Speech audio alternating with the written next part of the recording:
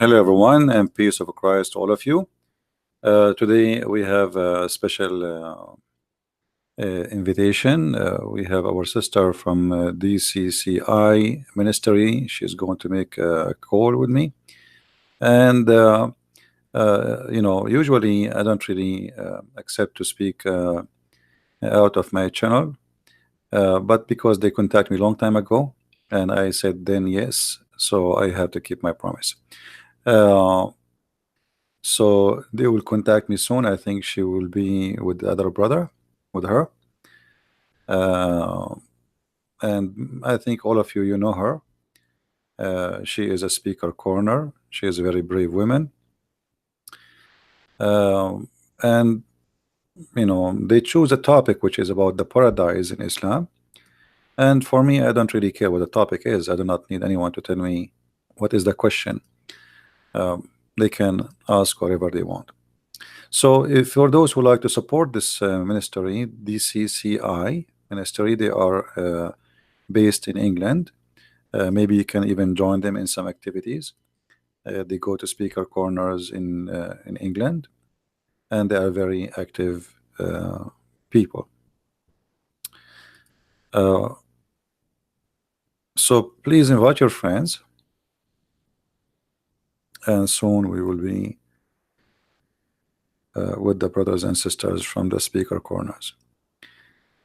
Is my voice coming good, guys? Is my voice good? Is it low? Is it high? Let me know, please.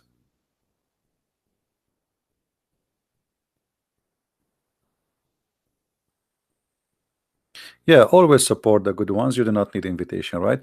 I mean, when you see somebody doing a good work, you do not need somebody to tell you we need to support them, right? So this is, you do not need to wait for me to say this is the right thing to do. You know better than me. So the whole purpose of what we do is sharing knowledge and to arm Christians with the questions, answers, and questions which no Muslim can answer. So Muslims, they have a questions for us, and somebody have to answer them. And not only Muslims, I mean atheists, etc. So we as a Christians, we cannot just be just Christian by name and say, okay, I have a faith and I don't care what people are asking for.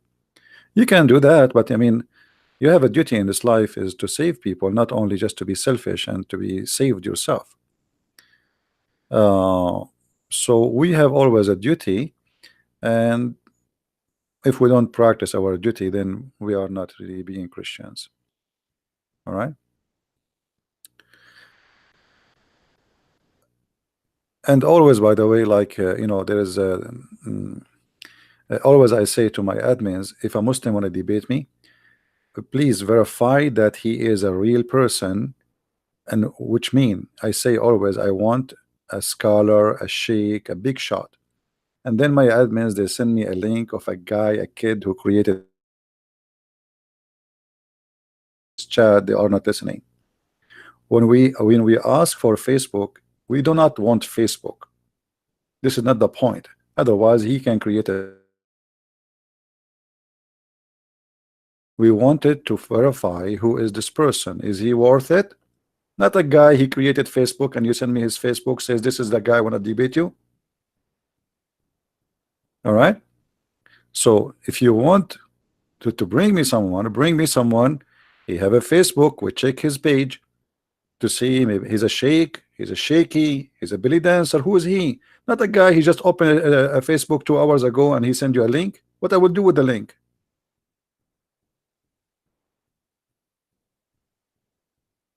My voice is cutting out. Okay, let me switch my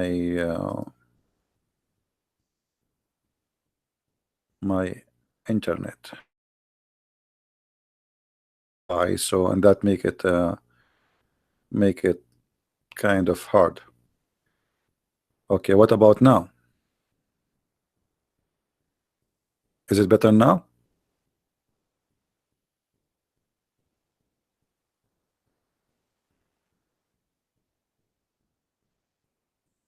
Okay. Well, I hope it's going to be good now.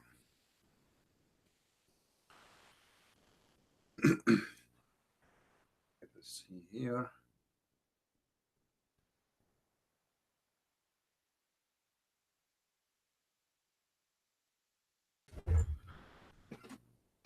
All right.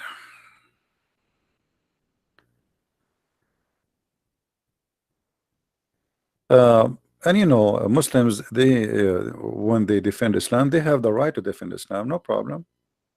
But our duty here is to show that Muslims, when they defend Islam, they prove Islam to be false. I never saw a Muslim really is smart to debate Islam or to prove Islam to be correct. The Muslims, they take advantage of you, of not knowing, and this is the only chance they have. They can make a point against you. Like, let us make it simple. If you are an ignorant, anyone can beat you up. You know what I mean? When you are an ignorant, anyone can beat you up. So it's not really about Islam is good or not. Anyone, a person who worship a tree, he can beat you up if you are an ignorant. So this is what the Bible says, that you know, my people be destroyed because of their ignorance. So when you are having an ignorance, you have a big problem. It's like, you know, you are sick, and we need to fight ignorance. This is the problem. The whole world is suffering from that. People die because of disease. What disease is?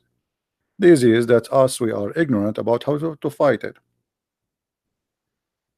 You know, not long time ago, people used to die by flu by millions.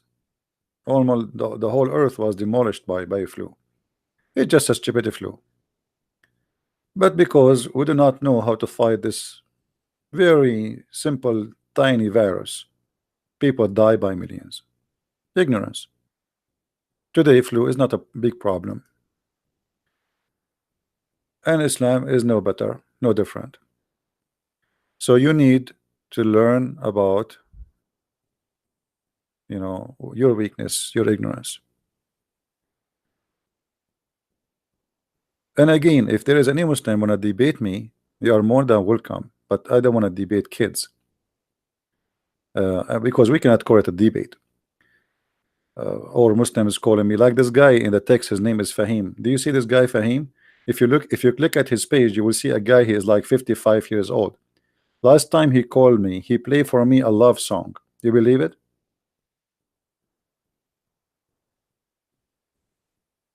I mean, if you click at this guy image, he is maybe 55, 60 years old, and he called me. He played for me love songs. So we don't want to waste our time with kids. So when we say a Muslim want to debate me, give us your Facebook to verify, not that you have a Facebook, as some of our my admins, they think like I'm asking for a Facebook. I'm not asking for a Facebook. Facebook is just a way to see who is he, not a guy who made a Facebook 2 hours ago and you sent him to me. We need to be sure that this guy, he claimed to be a big shot, like he is Zakir Naik, he is Shish Kebab, he is Shabir Ali, you know, not a kid. He made the Facebook 2 hours ago and you posted for me.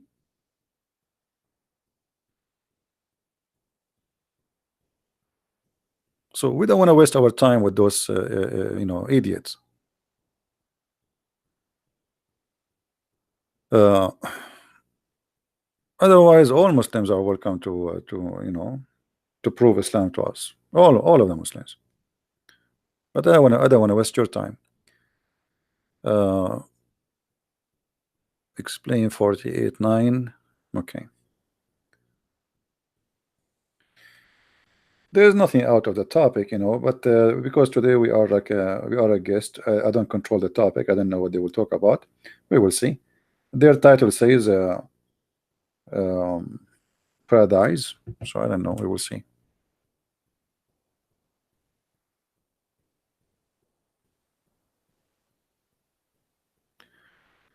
Your Facebook last day upload about 92 ministers sentenced to death by Islam of Afghanistan.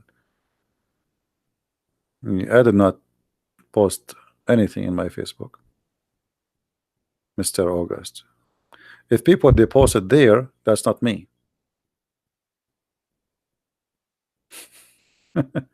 It's not me who posted about Afghanistan. I never posted about Afghanistan. Yeah, the storm yesterday passed, and later I found out that this storm happened because Shaitan, he heard the prayer of Allah.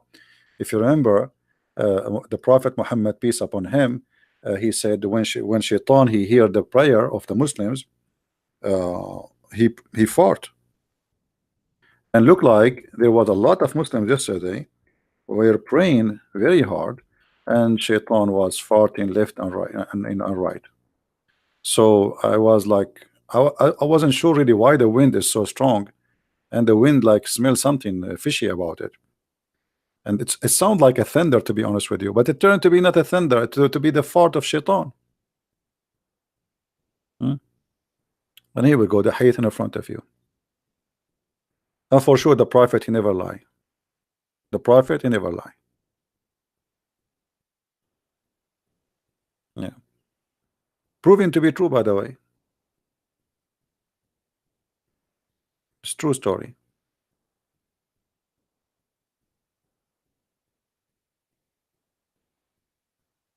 Anyway, guys, invite your friends. We are waiting for our the team from the speaker corner to call me, and we will go from there. And don't invite me to speak on your channel, please, because as I said, I don't like interview style, and I told them already, don't interview me, don't ask me questions about myself. I am no one. Did you watch the movie? It's called My Name Is Nobody. He abundant love, Arabian prophet, he lied. He says the earth is flat. Me said I said that.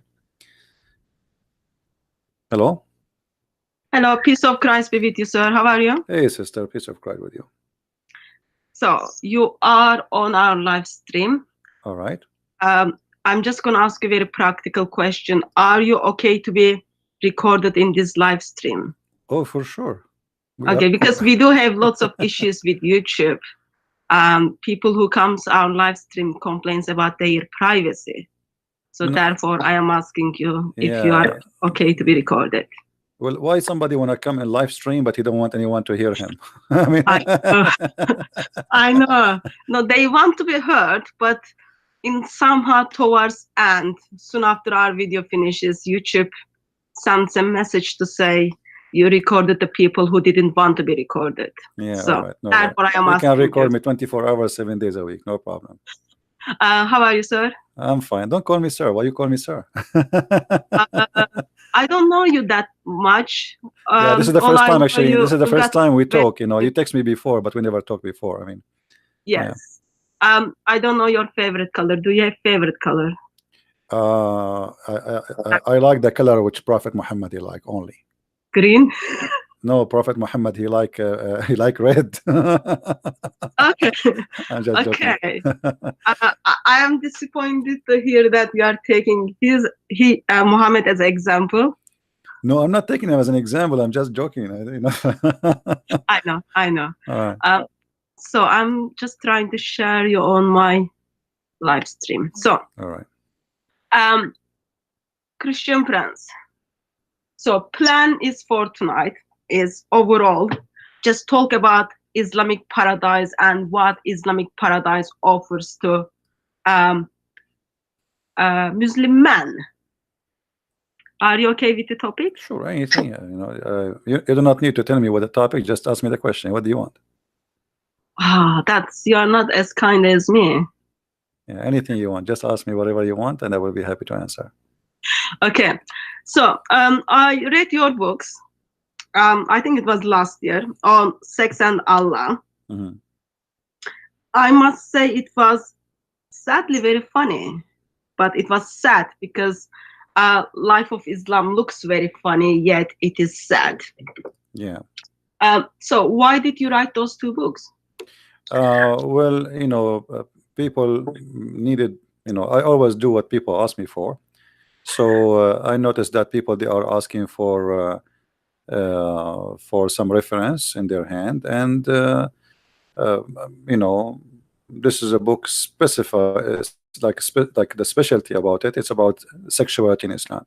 So anyone wanna do research, even if you want to do academic search, he will find a great reference about this topic in such two books.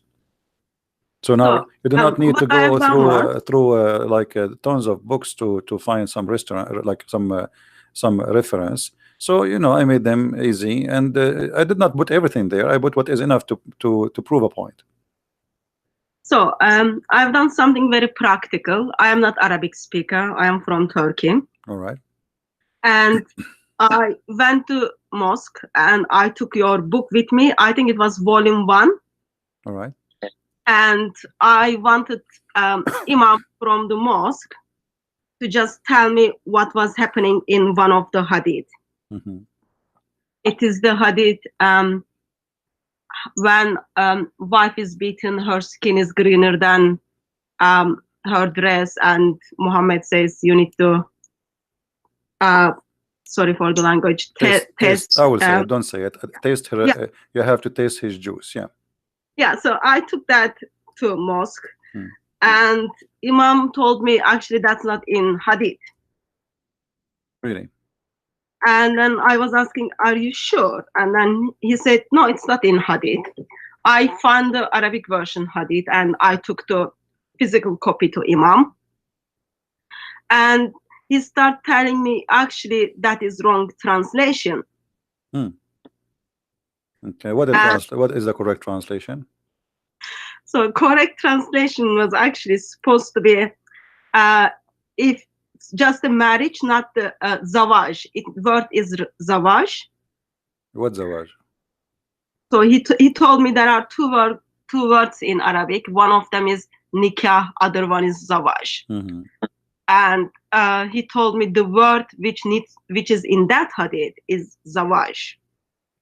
What is the word he says it is zawaj? What is the word he's saying? Marriage. It needs to be marriage. So he's just simply saying, go and marry with this guy to go back to your first husband. Well, we can go right now and we can read the hadith. Let us go there. And I will use the Muslim translation. Yeah. So they will not say, you know, he is using his own translation, right? I mean, there's no excuse after that. This is the hadith I'm going to share. I can send you the link actually in Skype. I don't know if you can open it there. Let me share it with you. Okay, I'm not very good with technology, so you need No to problem. be. I will time. read it. I will read Be it. kind to me. Yeah, it's okay. Don't worry. It says here, Rifa divorced his wife, whereupon Abu Abdul Rahman, etc., married her. So there's a guy, he divorced a woman. His name is Rifa. The other guy, his name Abu Abdul Rahman, he married her. One day, this woman, she came to her to Aisha, as she complained that her husband had beat her until he made her skin greener than her clothes. And then Muhammad, he came and he asked what's happening. So she said to him the story that her husband did beat her. Then Abu Abdurrahman, he heard that she went to Muhammad. So he came and he found his wife. She went to Muhammad. So he came with his two sons from the another wife. So this is two sons he have from different wife. And then she said, which means the wife, by Allah, I have done nothing wrong to him, but he is impotent and he is useless as this to me, holding her fabric, which means this guy, he cannot have sex. Holding, showing the fring of her garment. Abu Abdurrahman said, by Allah, I can satisfy her, but she is disobedient and wants to go back to Rifa. Allah Messenger said to her, if this is your intention, then you know that it is unlawful for you to this is the Muslim translation, not my translation, to remarry Rifa, unless Abu Abdurrahman had sexual intercourse with you. Then the Prophet said, he saw the two boys of the Abdurrahman and he asked him, are these your sons? Abu Abdurrahman said, yes. The Prophet said, you claim what you claim, which means the guy, he cannot have sex, but Allah by Allah, those boys resemble him as they resemble the crow. So this is one of the hadith about the story. Yeah. So what Imam told me was where it says Abdul Rahman has had sexual intercourse with you. That means actually when he marries. No, actually in Arabic it does not say I know. sexual intercourse. In Arabic it says until he tastes her juice. Here we Yeah. go. It says So حتى يذوق عسيلتك. And anyone who speak Arabic, you can see in my screen here. So we are not lying. That's what it says. It did not even mention the word intercourse. It says until you taste, he tastes your juice. Now we can go right now to the Arabic dictionary, Arabic English dictionary, and we see what the word asila. yeah, so that's what I did. I went to I took the picture of Arabic dictionary, and then I show it to Imam. But Imam was like still shouting and screaming at me. I think he thought that was like speaker's corner. He was shouting and screaming at me to tell me why I am making Muhammad look bad. Yeah, this is the only way to run away from the. Yeah, here we go. I put it in the screen. The ones who can see my screen, I just search for the word asila. This is Islamic website, not my website. This is the word asila, and it says asila mean orgasm. As simple as that. So the Prophet says he did not say until you have intercourse. He said until he tests your orgasm. Okay, that was polite way to put it together. Anyway, so if anyone hasn't read the books, guys, read the books, memorize them, take them to mosque, challenge the imams, challenge the Muslims. It's very funny because some of the things they never read it, and when they read it in somehow it just makes them. Did you see what is written in the cover? Sex and Allah. Yeah, in the cover, and the verse in the cover. Oh yeah, that's the 5566. Yeah. Restrain whom. Yeah. Do you want me to read it? My English is very bad. I mean, this is alone is a disaster. What kind of a religion? What kind of religion? This God, he described what is inside the women private part, you know, to make us believe in it. You don't need to be genius to answer that question. It's called Allah. Yeah. But that's different topic. Yeah. So anyway, just wanted to say thank you very much for these works. They are very, very helpful to Christians. Also, it is very helpful for Muslims who never even bother to think about what their religion is teaching.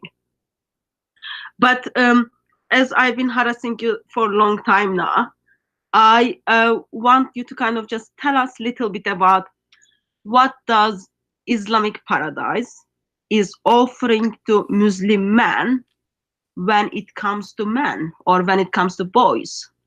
You see, first of all, if we ask ourselves what is the word paradise is coming from in Islam?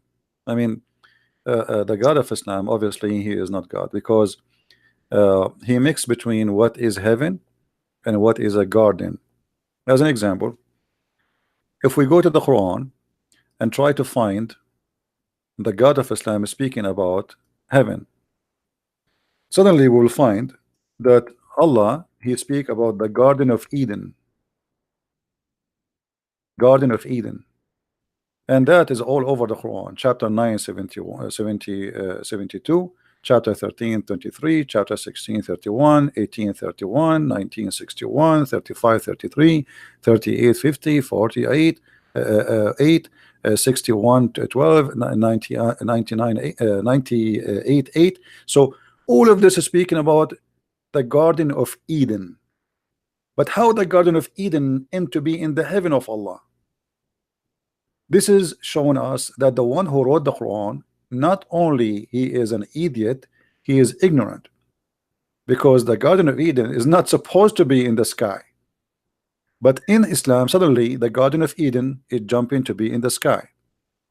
And here, if you look at the heaven as an example in chapter 18, verse number 31, you will see how silly this heaven. I know you want to know about the boys, but we want to give introduction to those people who they are trying to understand. If you go to that verse in 1831, you will see it's speaking about that Allah will give me bracelet of gold, and I will wear a green silk clothes for eternity, and I will be laying down in a couch, and I will have a pillow underneath of me. Okay, so if just a moment, green is not your favorite color, so your favorite color is red. What are you gonna do? None of those actually is my favorite color anyway, but I'm just joking with you. But in here, like, scope the argument. you see, If you it's see, not your this is the favorite good thing about color, women. You know, like women, they want to know what the color you like. This is not my topic. Focus on me in the heaven. So the heaven is of Islam. It is very silly, very silly. What kind of God he promised me a bracelet in my hand, and I am a man. Why a man when I wear a bracelet? A bracelet of gold, and then I will wear a green silk clothes all my life for eternity. How boring. And not on and he is trying to tempt me, and he say you will be reclining there. I mean, how silly is that? So what does that mean? I mean, this is so here you notice that Muhammad is making fun of us, insulting our intelligence, believing that we are a bunch of fools, and we will believe in such a religion because he promised us a couch, and he promised us a green silk and a bracelet in our hand, and we will have open buffet. Now, if you go to the boys in the heaven, or let us say what Muslims they call them ghulman. First of all, the word ghulman, or I don't know if you know what ghulman mean. What ghulman mean according to your knowledge? Do you know? I don't know, but can I make a comment before you move to that on Surah 18 verse 31? Go ahead. So my understanding was, of course I'm not expert, my understanding was Islamic paradise is where men are gonna meet with all their desires. Yes. Okay. And I haven't met that many men, but I come across only few men who would be happy with green. So if their desire is not green, do you think do they have right to ask Allah if they can change the color? No, that's it. You know, there's your heaven is fixed. This is what is the heaven. The food you eat, the clothes you wear, it's not up to you. That's it. Even in the heaven of Allah, there's only one kind of meat, which is bird meat. You know, that's it. There's no fish. There's no shrimp. There's no beef. That's it. There's only bird meat. That's it. So I have to be like kind of different type of vegan in heaven, in Islamic paradise. Everything is fixed. Everything is already prefixed. Your clothes, your dress, your etc. And the color is not, you know. And the funny thing, Muhammad, he says whatever they wish, but yet he is telling us exactly what we will wear. You know, what is the wish in the story? When you say to somebody whatever you wish, it's mean whatever you wish. So why you say to him you will wear a green silk? What if I don't want like a green? A green, you will be like in a surgery room, a bunch of surgeons in the hospital, you know, working in your body. Everybody is wearing green, you know. What about silk? Because there are people who are allergic to silk. Actually, he did not say the word silk. You see the translation in there, it says silk, but the fact it is silk, but it's not really silk as just silk. It is it's like Gucci. You know, the word in Arabic there is istabraqa. Istabraqa, which is a fabric made in Iran, and this fabric, you know, it's very famous.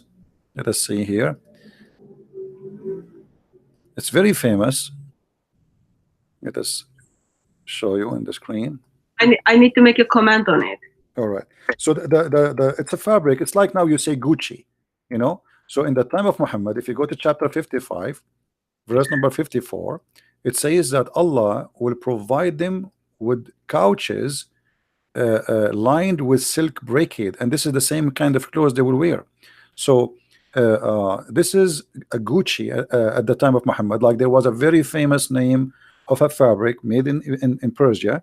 Muhammad promising his followers, you will get that, which like saying today, you will get Gucci. So obviously this is proving to us that Muhammad is a false prophet again, because imagine God, he promised me Gucci. This is literally, imagine I say to you in a book now, I am a prophet, and my God will give you Gucci. He named it as Gucci. He did not just say, he did not say silk. He said istabraqa. Istabrak is a Gucci at that time as a brand of a fabric made in Iran. Okay.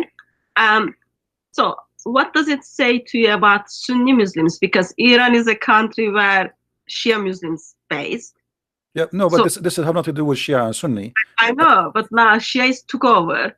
So if Muhammad is pointing them, remember Muhammad is like knows everything. He's a very good guy. Is pointing people to Iran. Maybe there is a something we No, can think. I believe Muhammad, who worked in trade when he was working for his wife, he knew about this fabric, which is very expensive, and only rich people they can wear it. So Muhammad, he promised his followers that they will in the heaven. Allah promised them Gucci. So it's not about the Persian as much. It's about promising them the most or the best he have in his time. People heard about it. I know I was trying to make a joke, but Yeah. that didn't go well. Yeah, it's okay. Anyway, Don't worry. so okay, sorry, I had to stop you there. You were gonna go through the boys. All right. I'm asking this because so I have brothers, lots of Christian brothers, and they are asked a lot to convert to Islam. I'm just like trying to find good reasons why a Christian man should not convert to Islam, because it is attractive to have 72 virgins and you can do whatever you want to do, but there are also some negative side of being man in paradise. Therefore, that's why I'm asking this question to you. You know, first of all, if somebody want to convert to a religion because of sex, I mean, go and convert to Las Vegas, and go and convert to go to San Francisco. No, Las Vegas is expensive though. I checked the tickets like a couple of months back. No, the Islam is expensive too. You will spend your life bending upside down, and you wake up early in the morning and you bend down, and then you have to do Hajj, and you might die there. People step on you. 5,000 people last time they were killed. You get diseases, you get all kind of viruses. People kissing the black stone, licking the black stone, all the bacteria and the virus in the world, they come with it. And then you drink the water of Zamzam, which is full of arsenic, which is poisoned, and then you go back home and you will go bingo, you are dead if you survive the Hajj. Now, on the top of that, you spend a lot of money to make Allah happy. It's not for free. Allah will not pay for your ticket.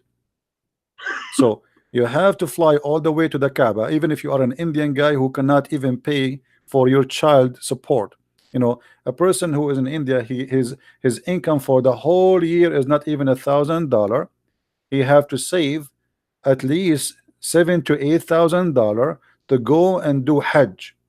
And then in Hajj, either he die, or he will be robbed, or he will get viruses, or people they walk in the top of him, especially when they go around the house of the shaitan.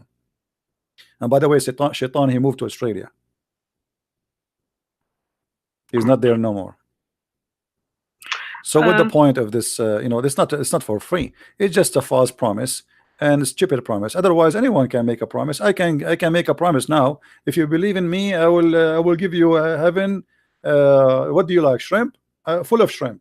You know, I will give a promise to everyone fit with his what he like. You know, I can make a better deal than Muhammad deal. People like sex. Okay, a lot of sex, as much as you wish. What do you like? Like art? I will give you a better than Muhammad deal, because Muhammad he forbid art, forbid drawing. In the heaven of Allah, I will give you unlimited paint supply to paint for the rest of your life. So if about promises, if I am a fool and anyone he make a promise for me, I will believe it. That's mean he is a fool, and the fool, nobody can stop him from converting to foolishness. Go and convert, who care? But the question is, if Allah is a true God, why he need to promise me such a silly, stupid promise? Because this is silly and this is stupid, and this is not even a human. We are not a bunch of animals. We are just made. We are made to be sex toys. Same time, what is the point of having sex? Like Muhammad, he speak about 70 years orgasm. So what the difference between 70 years orgasm or 7 minutes? Why it have to be 70 years? What about to make it 700 years? Maybe it's better 700 years. So obviously the promise is foolish, and only foolish can believe in such a promise. And if somebody want to be foolish, go and believe in whatever foolishness you want.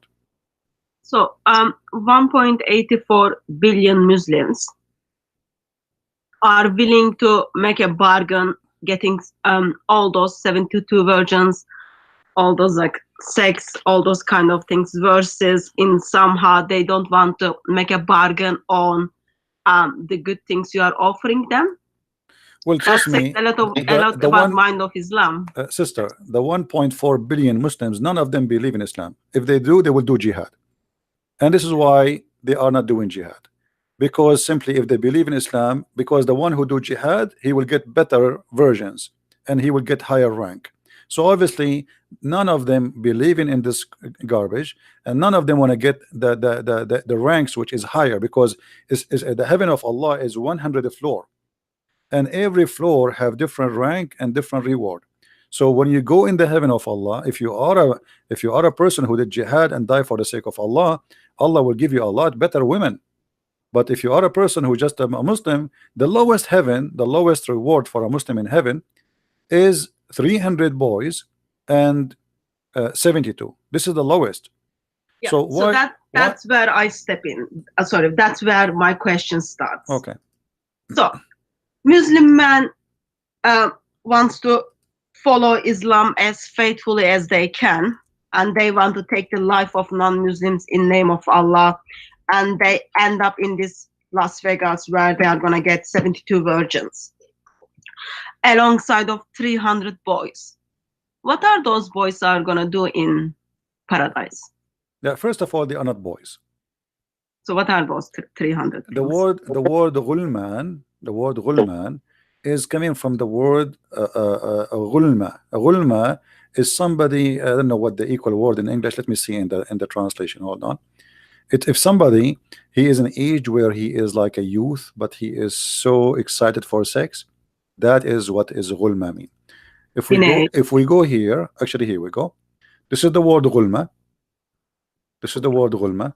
This is Islamic dictionary, not my dictionary. This is the word ghulma, where the word ghulam coming from. It says here, this is all the description for the word ghulma. So those ghulman, they are boiling for appetite of sex, sexual desire. So Muhammad is not only promising them that you will have, like here they say, nophomia. I don't know if I'm saying it correctly. Nephomia, nophomonia. I don't know what to say it. So yeah, it's not, English is not my expertise. It's okay, but people, they can see my screen, they can read. But anyway, this is where the word ghulma is coming from. The word ghulam. So Muhammad is promising them ghulman, not boys, not just boys. They are not, because when you say boys in English, it means maybe he's like 6 years old, or this is not what it says. They are ghulman who they are facing, let us say, they are in the stage of their sexuality is in the top. Their sexual desire and needs is the top human being he can have.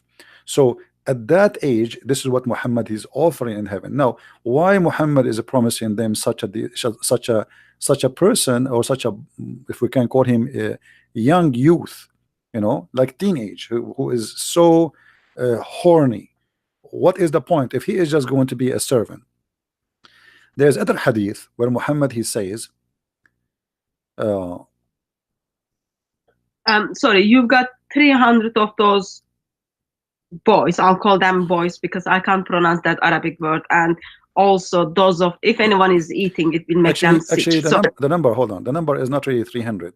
There's a hadith says 300. There's a hadith says 80,000 boy. In the first floor of paradise. Yes, this is for the bad Muslim, not for the good Muslim. Okay. If you go to Jami' al-Tirmidhi, Jami' al-Tirmidhi, hadith number 2562, it says the least of the people of paradise in position is the one with 80,000 servant, which they are the ghulman, and 72 wives. He shall have a tent made of pearl, etc. And then he described the rest of like the accessories. Yeah.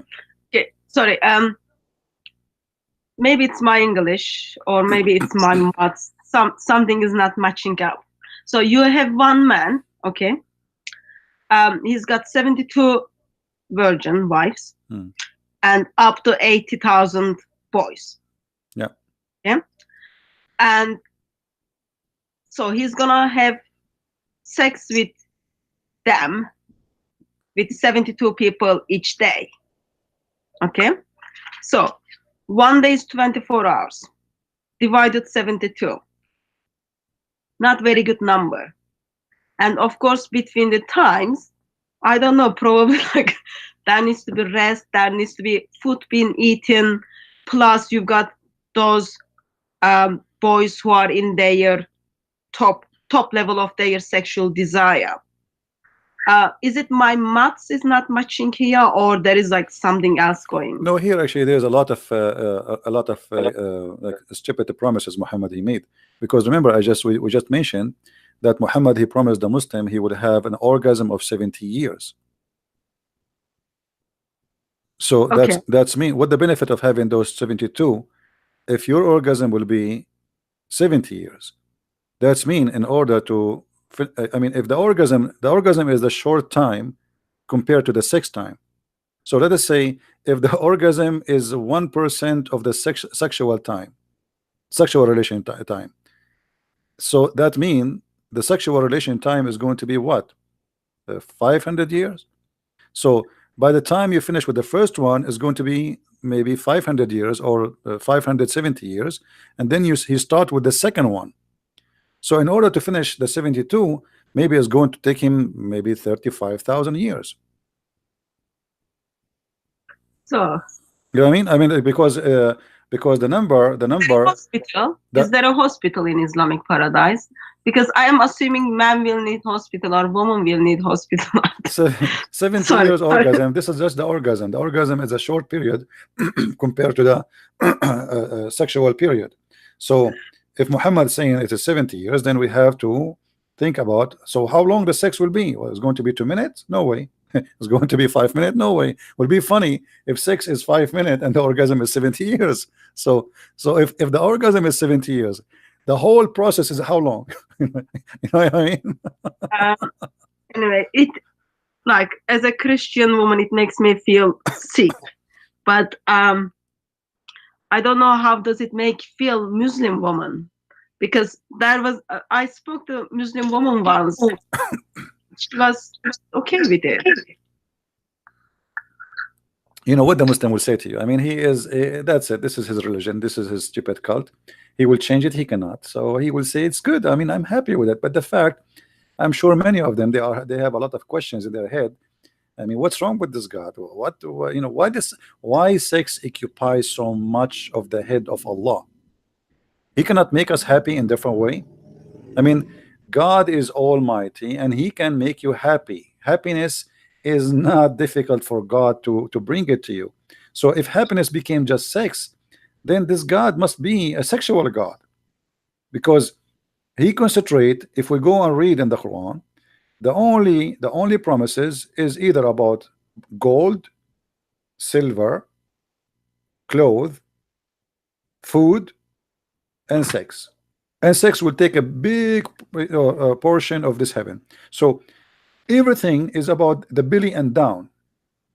There's no heart, there's no love, there's no, you know, what about God created Adam and Eve? So the logic is, if God will provide us with sexuality, then well, one man and one woman, because God, he did not create Adam and 72 Eves or 72,000 Eves. So if this is what God he did in the beginning, why he would do different in the end? It doesn't make sense. So Muhammad, he was trying to tempt his men to die for him.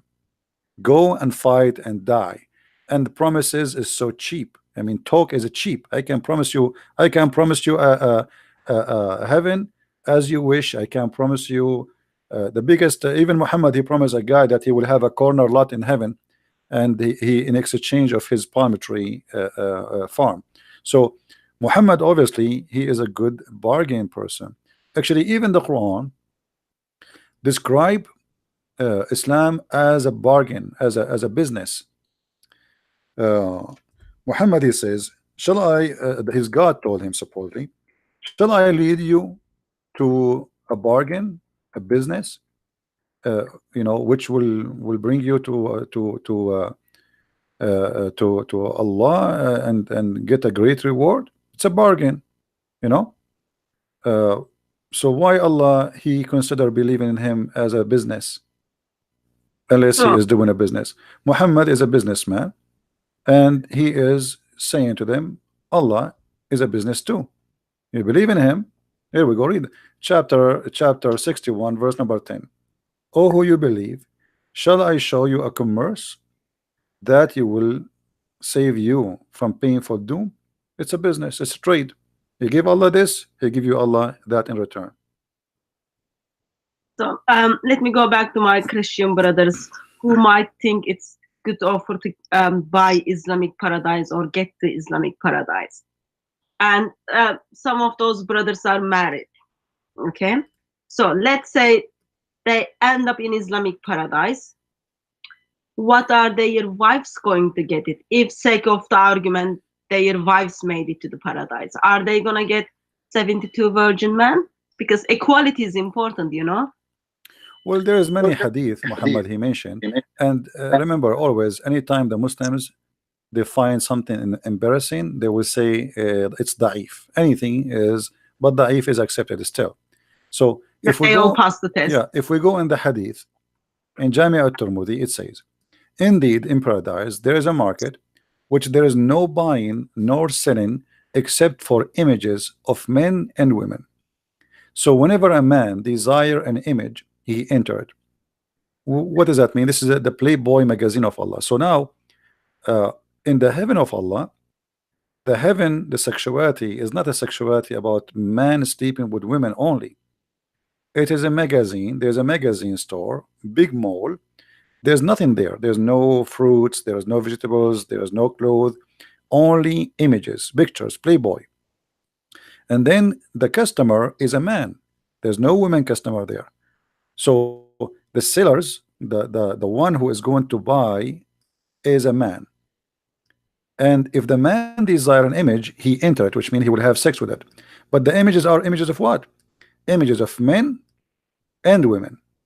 So Islam clearly speak about homosexuality in the heaven of Allah, and it's widely promoted, and they have no problem with it. Actually, I have a video, I don't know if you heard it before, where a guy, many of them actually, they speak about sex in Islam, and the person, he said, there's no problem. What's your problem? Yes, in heaven there is no sin. A man, he can even have, I asked him, so you can have sex with your mother? He said, so what? Why you don't understand? There's no sin in heaven. I do get as well. Sorry? Oh, is that my, I can hear my voice back. I do hear that a lot as well. Muslim men don't see there is any issue that they might have sex with their sisters or with their mothers, even if with their grandmothers. Yeah, because simply heaven in Islam is nothing but it's a hippie house, like the hippie revolution in the 60s, where European people, they decide to go wild, and they want to just have a free sex as they wish, anytime they wish, in the beach. There's no need for marriage. We can share men and women. So Islam is very much advanced before that. But the reason for Islam to be like that, as long as you have my book, if you go in the first volume, you will see the Arab, they used to have many kind of marriages. Correct? Yeah. Many. And many of those marriages based in exchanging women.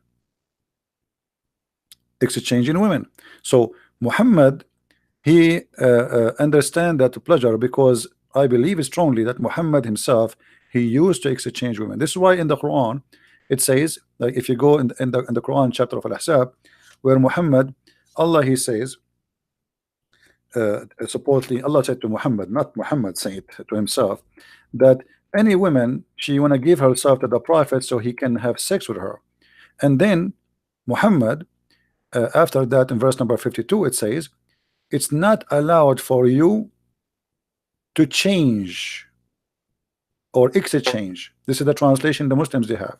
So how you can exchange women? I mean, how you can change a woman? You see, here it did not say divorce.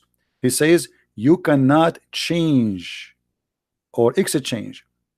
Exchange in Arabic, to beddel. There's a huge difference between divorce and change. Divorce, she's gone. You I'm know? not that much surprised on that, because isn't it the same God who tells when husband doesn't need his wife anymore, you can marry him? So in the mind of Allah, human beings are an object which you just buy it from the shop and you can turn it and give it back. Yeah, but here the idea is why the Quran saying to Muhammad you cannot change or exchange. But here, like this is Yusuf Ali. I will read it for the Muslims, and I'm not using my translation. It is not lawful for thee, uh, uh, between two bracket, to marry more women after this, nor to change them for other wives. How you can do change other way? You see, it's not allowed for you to marry more women, nor to change them for other wives. What was happening here, obviously, that Muhammad at that time and the Muslims, they are practicing a changing wives, and changing wives is not a divorce. Changing wives is you take my wife, I take yours for a period of time, and this is what the Arab used to do before that. So Muhammad, obviously, he still enjoy changing wives, the same as the Arab used to do so. This is why when a Bedouin man, he came to Muhammad and he said to him, give me al-Humayra, you know, the Aisha, they call him the blondie. So Muhammad, he said, but she is the mother of the believers.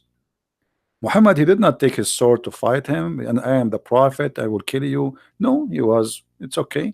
And then Aisha, she said to him, who is this guy who can say such a thing to you? Muhammad, he said, he is a fool, we have to obey, which means if he insists to take you, he will, and I will give you to him. So so yeah. sexuality in Islam is beyond just it's not just like you know, heaven and even in earth. I mean, is earth is different from heaven in Islam? All of it is about sex. Let me ask you a question. I'm guessing you've been Christian long enough. How, may I ask, like, how old are you? Are you like in your 30s, 40s, 80s? I'm very old, even you know. Okay, I'll think you are in your 70s. Yeah, 80, 90, can say. Yeah, I'll go with 70s. Okay. For last 70 years, Right. how does it make you feel as you read these verses as man, and hearing Allah does give you right to exchange your wife with someone else's wife? Well, first of all, here you see, always the story have two sides. There's the guy who will take the wife, and there's the guy who will lose the wife. So Muhammad always the one who will take the wife. You see, you remember the story where Muhammad, he took the wife of his own son, right? Yeah. So in the story, Zayd, he is younger than Muhammad, and Muhammad is the old guy, but yet the younger is the loser, and the older is the winner. So Zayd, he been forced to divorce his wife, so Muhammad, he can have her. So age will not change the fact that everything in Islam is about a winner and a loser, and always Muhammad have to be the winner when it's come to sex. You, even if you are the son of Muhammad, you are not safe. Your wife is not safe from him. And even Ibn al-Arabi, in the interpretation, they says that Ibn al-Arabi, he said, if the prophet his eyes fall into a woman, her husband, he must divorce her immediately, so the prophet, he can have her. So Muhammad, I believe, in certain point, his reputation became so horrible, and he wanted to fix it, to make it look like, okay, you know what, I became a good guy. I'm not going to exchange wives no more. I'm not going to be the playboy, you know me, anymore. So in the chapter of Al-Ahzab, after he made the verse where it says that any Muslim woman, she can give herself to the Prophet so he can have sex with her. After that, Muhammad, he came, oh, okay, you know what, Allah, he told me, after that I cannot change women, because people, they start talking about what kind of a prophet this prophet is. And that's why, if you remember, Aisha, she said to Muhammad, Inni ara rabbuka yusari'u ila hawaka ya Muhammad. I see that your God, he rush into your desire, Muhammad, sexual desire. Now, why Aisha, she said that? She is the wife of the prophet. She is not a stranger. But if Aisha, she is not stupid. She is observing, and she learned that her husband is a sexual predator, and he will use God as a puppet for his sexual desire. So women, they start offering themselves to the prophet to sleep with him. And Aisha, she said, I felt jealous of the women who offered themselves to Allah Messenger, and said, then when Allah the Exalted, the Glorious, revealed this, you may differ between any of them as you wish, and take to yourself any you wish, and if you desire any of you have set aside, no sin chargeable for you. So Aisha here, she noticed, oh, not only he made verses that a woman, she can give herself, but now Muhammad, he make other verses saying that if a woman, she don't look good for Muhammad, he don't like to sleep with her, Allah gave him, or he make a verse obviously saying, oh, the one I don't like, I can't say, oh, stay aside, the one I like will come to the bedroom. So Aisha, she said, it seemed to me that your Lord hastened to satisfy your desire. So in simpler way, it makes you feel double sick. In a simple way, it make me feel that you know, Satan is exist. You know, because this is what Satan do. You know, I will not make the Satan make me sick, because I know he is what he is, but this is a proof that Satan is there. Because you see, a person who claimed to be a prophet of God, and then he tried to take advantage of his followers, specifically women. Obviously, he is a cult leader. All cult leaders in the world, they share one thing: they are sexual predators. They are going after their followers. So you believe in me, I'm going to sleep with you if you believe in me. And this is exactly what Muhammad did. If Muhammad was a good person, and he is a prophet of God, and the Muslim, they say he is the most decent, good man, then why he have already 13 wives? So why he needed verses saying any woman, she can give herself to the prophet? Why? He is short of women, he is short of sex, he cannot find a wife. He have 13 already, and he have many sex slaves. You know, and even his wives, they get him busted having sex with Mary the Copt in their bed. So why he needed all those women? Okay, so Muhammad had lots of wives. He had sex slaves, but still, he need extra people to meet up with his sexual desire, and he's offering that sexual desire for his followers when they get to paradise. Go back to those boys in paradise. I'm really curious about what are those boys are gonna do in paradise.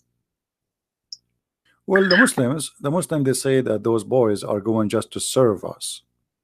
But what they're gonna serve with their like all high, I don't know what is the term for that, high level of their ready to have sex desire. I don't know what is the term for that. Let us analyze what the Muslim, they will say to us first. The Muslim, they will say no, they will not have sex with them. They will just serve you. Okay. Now, there's a video on YouTube published by the Dean Show, and the guy who speak there, his name is Dr. Dermelli. I forgot his first name. People, they can search for it. It's called The Description of Paradise, and he says in the heaven, if you wish something, is going to be in front of you right away, which means not the servant will bring it to you. Like if you see a bird in the sky, you say Subhanallah, and the bird will be cooked in a dish in front of you. When you finish eat, there's no dirt, it's gone. So So why do you need servants this is then? the question then. So why we need what servant will do? And imagine, not only that, in the heaven of Allah, your clothes will never go wrinkles, and you will never take a shower, and there's no dirt, and there's no dust, and there's no cleaning, and there's no sweat, and even there's no sperm in some stories they say. So what the servants are for, what they will do? This is the question the Muslims cannot answer. The Quran says that those servants, they will go around them serving them, and they have cup of wine, and then it says la yanzifun, and they will not bleed. Now the Muslim, they say the word bleeding there is about not about bleeding from like using blood, it's about getting drunk. But why the boys will get drunk? It is the masters who would drink, not the boys, you know. So in today's society, servants wouldn't sit down and then eat with their master. I am assuming in Islamic paradise where man doesn't need anything, like they don't even need servant, still they do get those boys. You see, if you watch this video, I encourage people to watch it so they can laugh. The guy, he said you will have 80,000 boys serving you. Now 80,000 boys, To one man. and yeah, for one man only. And then this man, he, if he wish something is going to be in front of him before even he say. So what the boy would do, it is silly, it is stupid, and the Muslims, they try to get away with this promises.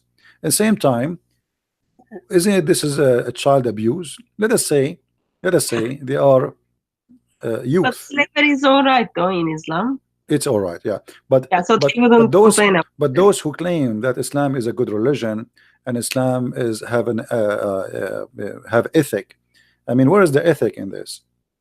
Allah will enslave for eternity a bunch of youth, and their job is to serve me a cup of wine for eternity. If they will not have sex according to Muslims, let us say, I'm going to the Muslims claim, let us say they will not have sex with them, they will just serve us wine. So is it right to enslave 80,000 little youth just to serve me wine? 80,000, how many cup of wine I will drink a day? I mean, why 80,000? Sorry, my brain sometimes just most of times doesn't work. So you've got those 80,000 boys who are high in their sexual desire, okay, and all of their job is to just serve you wines, 80,000 wines in one go. That's a lot of wine. That's a lot of kids, a lot of boys. And I am very curious why Muhammad needed to express how high was their sexual desire. Well, what do you think?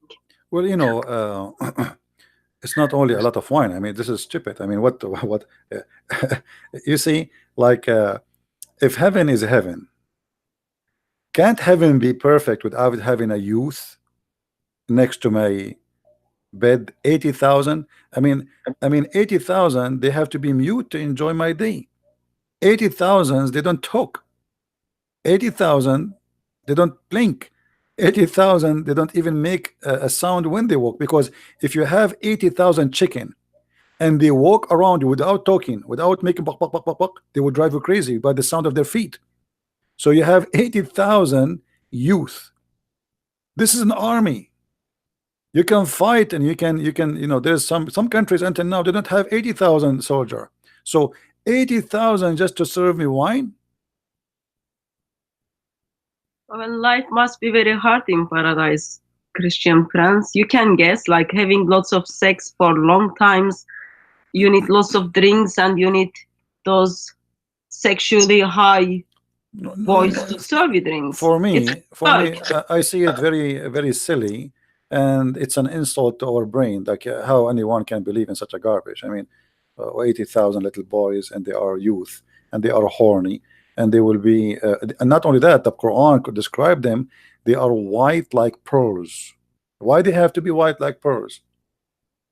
Why they have to be so beautiful? You know what? So obviously the man is enjoying their beauty too. Otherwise, why I need those boys who they are youth, who they are very horny? Why they have to have such a look, such a face, and such a design? It doesn't make sense. But the whole idea is promises is cheap, and Muhammad is speaking to a bunch of Bedouin. The Bedouin, the Arab, they love sex, they love to drink, they love even the Quran. Muhammad himself, he was a heavy drinker, him and Umar al-Khattab and all the Muslims, to the point he became the joke of the town. Everybody, when the Muslims they pray and they are drunk. So Muhammad, after the people start making fun of him, he come with a chapter 4 verse number 43, where it says Allah told Muhammad supposedly, for sure this is Muhammad, he said to the Muslims, "Oh, who you believe, approach not prayer when you are drunk." So imagine how much they are obsessed with drinking, those Arab in the time of Muhammad, to the point they cannot pray. They are, when they go to pray, they are falling apart. So they are a bunch of drunken people. So Muhammad, he did not forbid that until he himself cannot drink, and then he says the wine is haram. Now here you will see the contradiction. Why wine in earth is bad, and why wine in heaven is good? I know Especially, the answer to this question. sorry. I know the answer to this question. All Would you right, like me to answer? go ahead. So, according to an imam who I spoke, he said Allah wants us to control ourselves in this world, and then we will get the wines in paradise because we deserve it by controlling. And my response to that was, morality of Allah changes while people are in this world. His morality gets worse when people end up in paradise. But the Muslims don't control anything. The Muslims, Muhammad, he legalized all adultery and he make it legal, including prostitution. Like, is a prostitution haram in Islam? It's not. No, that's why we do have lots of grooming gangs in UK. I'm not sure if you heard of it, thanks to teachings of Islam. I don't know what is that, but prostitution in Islam, as long you are using your slaves, it is halal. Chapter 24, verse number 33, it says that force not your maids, who they are your slaves, into prostitution if they desire not to do so. But however, if you force them, Allah is all merciful and forgiving. There's no punishment in Islam for any Muslim if he use his slave. She have to be a slave, not a free woman. If he use a slave he own for prostitution, it is legal, it is halal, and there's no problem with that. And the only condition here in the verse it says, force them not if they choose. Which means if you ask her, do you like to do prostitution, and she says, "Hey, good for me," then business is good. However, even if you force them, Allah is all merciful. The Muslim, they say Allah is merciful for them. Okay, but what is the punishment for prostitution in Islam? You see, the verse doesn't say never do prostitution. The verse is so clear. It says force them not to do prostitution if they choose. If they choose not to do prostitution, and if you force them, Allah is all merciful. So where Muhammad he says prostitution is forbidden? Nowhere. The verse is so clear. So same time for the muta. You know the muta, right? Yeah. Let me just comment on that. Surah 24. So in England, it's been almost a decade now. Mainly Muslim, mainly followers of Islam, not Muslim, mainly people who follow the teachings of Islam and identify themselves as people who fast during the Ramadan, who goes to Friday prayers. They pick those young white British girls, mainly British, and then they use those girls, they sold those girls, and they make money from those girls. We call it, like, it's been all over the news, identified as grooming gangs. But how they get those girls? I don't understand. What they marry them? What they do? No, so they pick up those girls from the like after school, or those girls go to shop to buy the things, and then they start giving those girls gifts. From that, they are building relationships, they are grooming the girls. And then from that, the girls kind of start, oh yeah, he's my friend. And those people are pretty old, when you compare with the age of those children. Youngest child was 9 years old, and then until it goes until 15. I did meet some of the girls who's been groomed, and the way they've been treated by Muslims.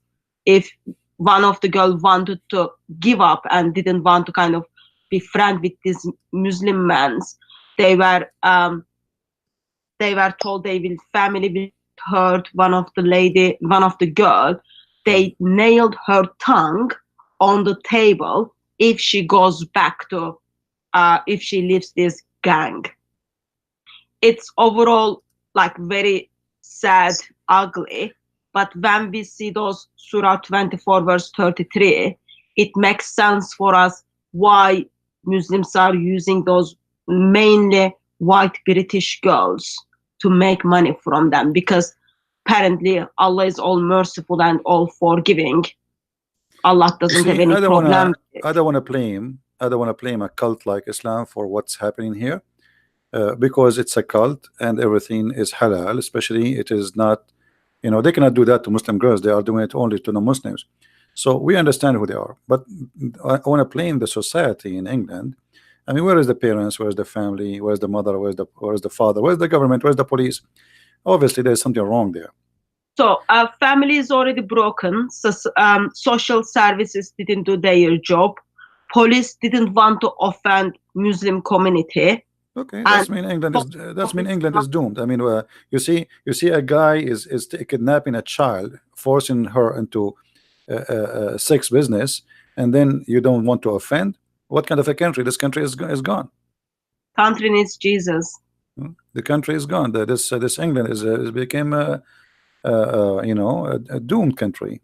So I don't blame a criminal for being a criminal. Crime can take place if there is no protection, especially for the young one. So don't blame the criminal only, blame those who allowed the crime to happen. And obviously there's somebody, the criminal here is not only those who commit the crime, is the government, is the parents, is the society who allow such a thing to happen.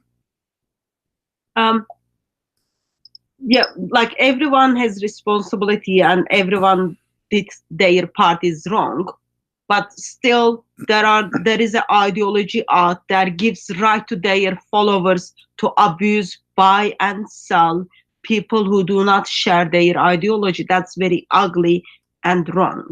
Yeah, we know that, but what I'm saying, I know what Islam is about, and I know Islam allowed to take advantage of those who they are not Muslims. But there is other kind of criminals who don't care about religion too, and they would do that. However, if you don't provide protection in any society, the weak ones always they will be the victims. And obviously the society in England is suffering from a big problem, and the problem is very simple. There is no protection. So Muslims, they have their religion where it allowed in them you cannot kill a Christian if he is protected and because he's paying the jizya. But if he is not, you can steal his money. And the same for their women. So they are practicing Islam. Nothing strange here. I mean, if they take those girls and they do to them what they did, we know what Islam is about. But the question is, how will that happen? So I don't want to blame the Muslims only for what they do or those criminals. I want to blame the whole society. This is a stupid society, sadly. And when people lose their honor, there's nothing else to lose. When people give up on God, this is what happens. Well, not only they give up in God, obviously they give even up in normal things a human being he have. I mean, honor. I mean, if you don't have an honor for your children's, and I mean, even cats, even chicken defend their babies. So what happened to those rich people? They are not even chicken no more. You know what I mean? Like So if you try to take a chicken, a little chick from her mother, and she is a chicken, she will attack you and she will die to defend her chick. So if a chicken defend her baby, what about those people? What's wrong with them? Obviously, this society have something wrong with it. You know, if I have a child or a daughter, and somebody want to do that to her, you know, I will go crazy. I'm not going to let anyone even get close to my daughter. Obviously, there is something wrong.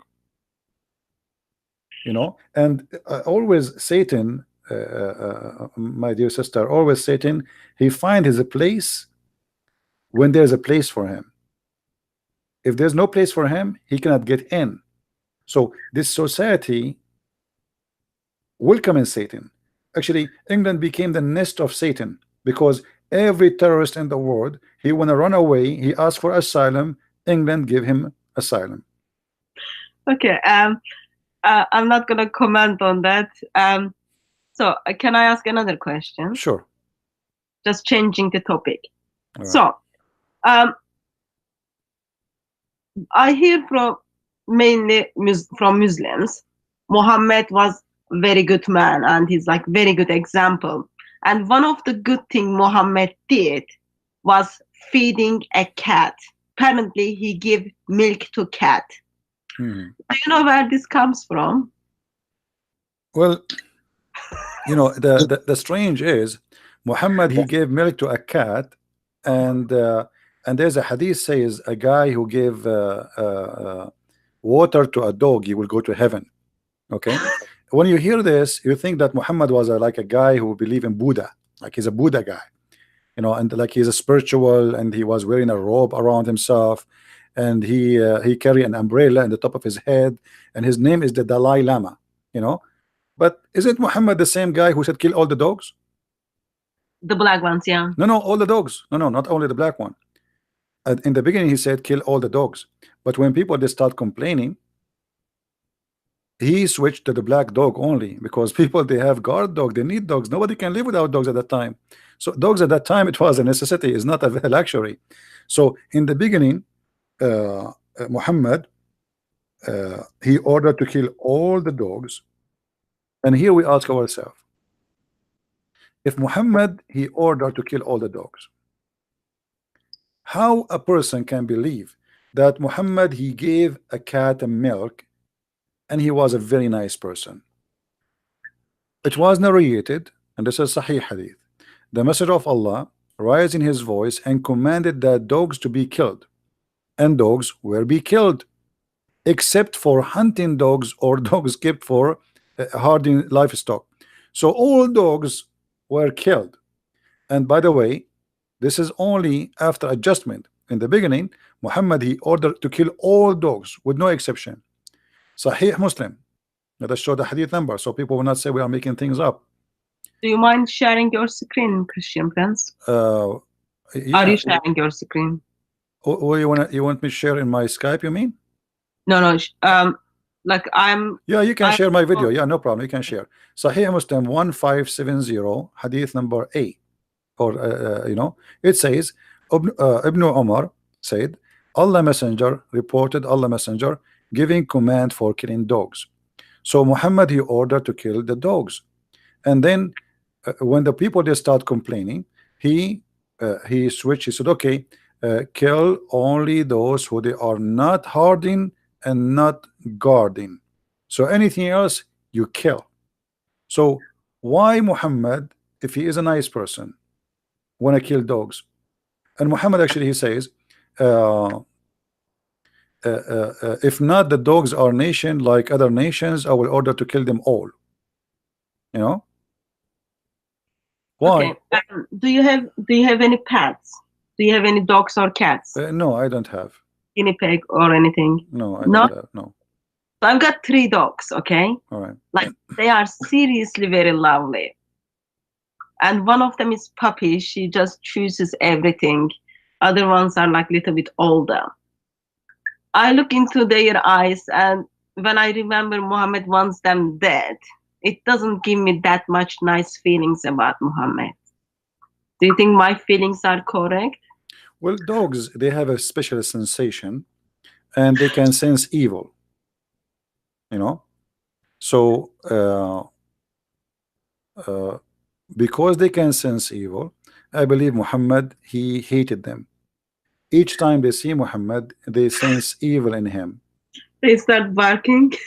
Well, obviously there's something. I mean, why the guy, he is ordering to kill dogs? I mean, he is a Bedouin man, live in the desert, and everybody need a dog.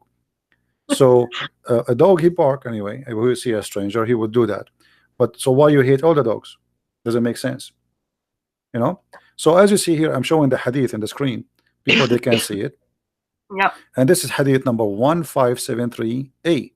It says that Muhammad, he ordered kill all the dogs, and then he made an adjustment. Then he permitted keeping the dogs for hunting and protection. So there is no need for any man. I mean, dogs are very beautiful animals, you know. What if a dog, he is weak, he cannot protect you, but you like him to stay alive, and he is a cute, you know, he's funny, the kids are playing with him. According to Muhammad, we kill him. That's just heartbreaking. I'm Yeah. double heartbroken about And it. you know, this kind of a person, obviously he have a mental illness, because you know, I can be maybe a person, he have a phobia from dogs. Maybe one day when he was a kid, he was bitten by a dog, but that is not an excuse, you know, to kill all the dogs. That's stupid, actually, you know. So Dogs are very faithful. dogs are very faithful, and they are always the best of friend for a human being. I mean, if a guy, he lost in the middle of nowhere, which one you prefer, to have to be by yourself or to have a dog with you? For sure you will have a dog.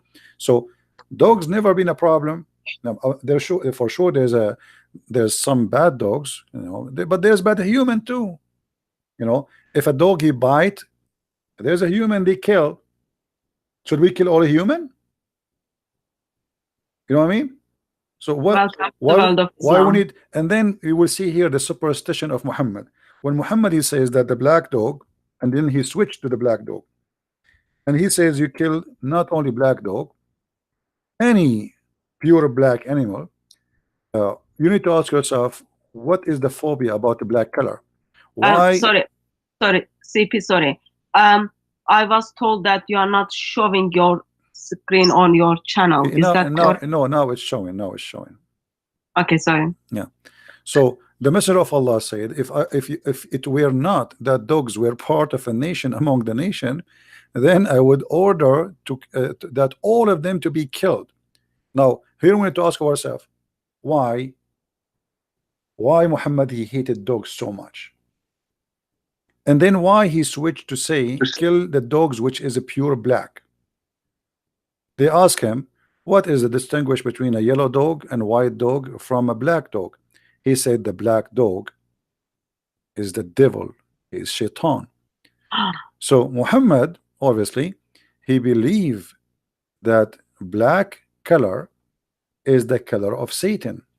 So you kill this is why in the Middle East, you will not see, if there's a black horse, he is totally black, they will kill him if he's totally black, because I've got three dogs and two of them are black.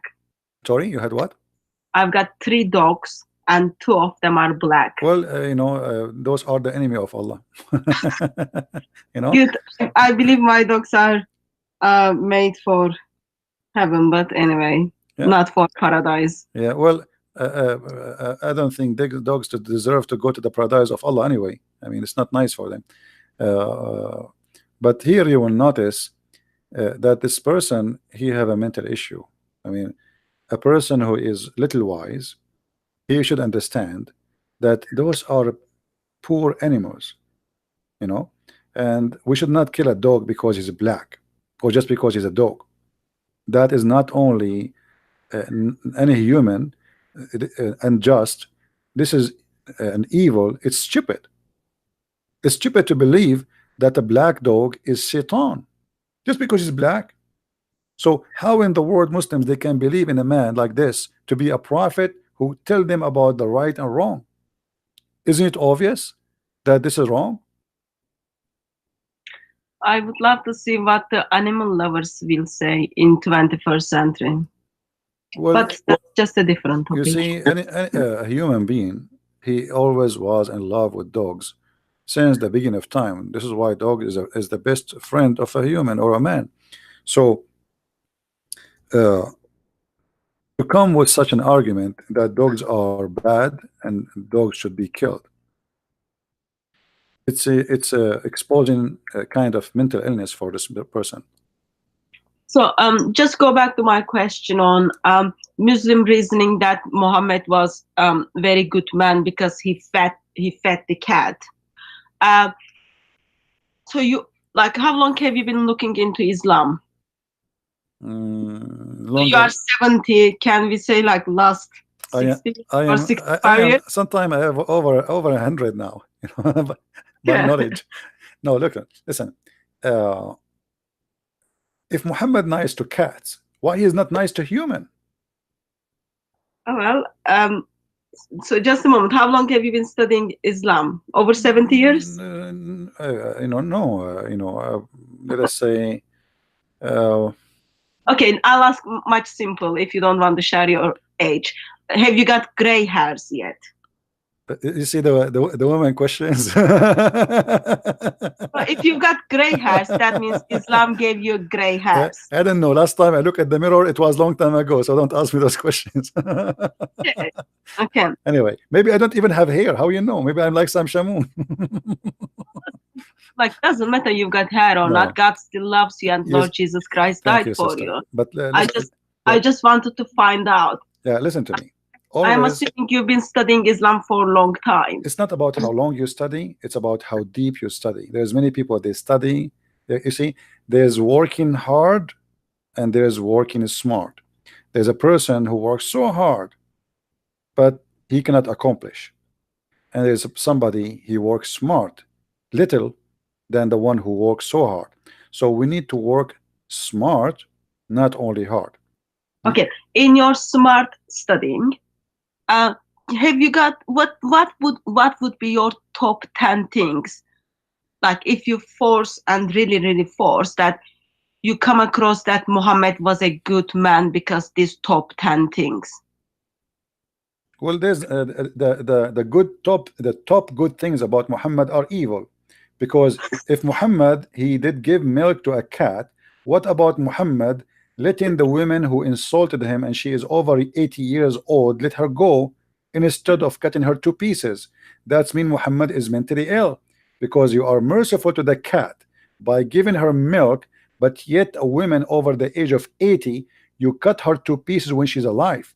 So that is a proof that Muhammad is mentally ill, because this is not a mercy, that's a madness. Like there's a guy who is a king who give his cat a milk, but then he throw you to the cat to eat you. His cat is a tiger.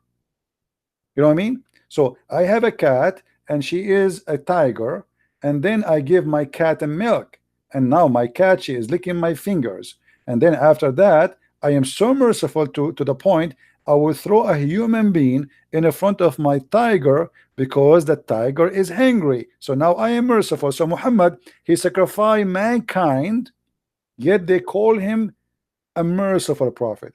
How many millions of people get killed because of Muhammad? Muhammad, he did give milk to the cat.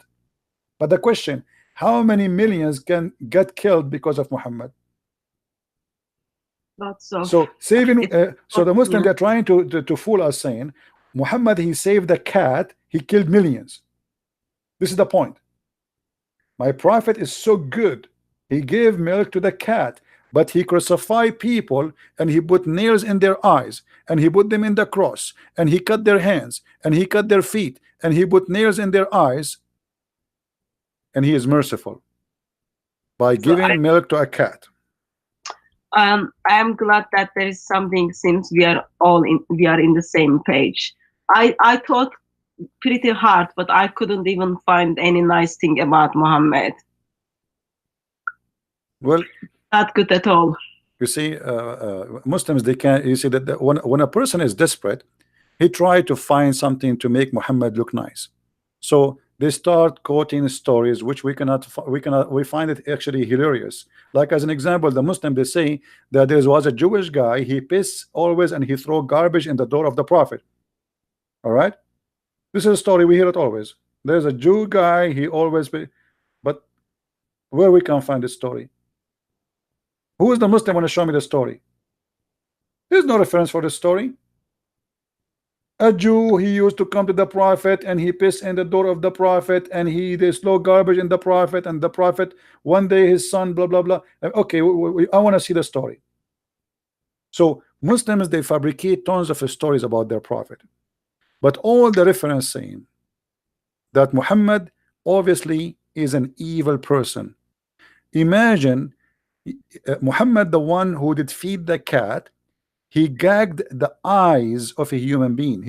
He put nails in fire and he gagged their eyes.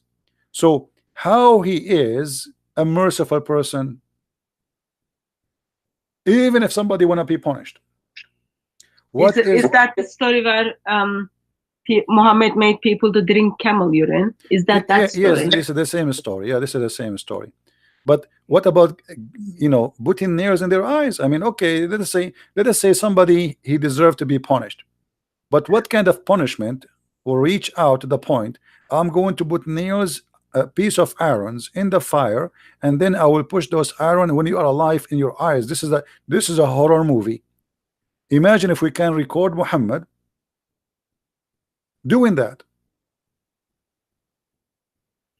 Very peaceful man, very mercy to the world. So we will make a movie, and the movie showing in the beginning Muhammad giving milk to the cat, and there's a romantic music in the background, and then in the second part of the movie the prophet is cutting hands and feet and crucifying people in the cross, and then they bring in nails, he heat it in fire and he push it inside the eyes of those people when they are alive screaming, and then he let them die slowly.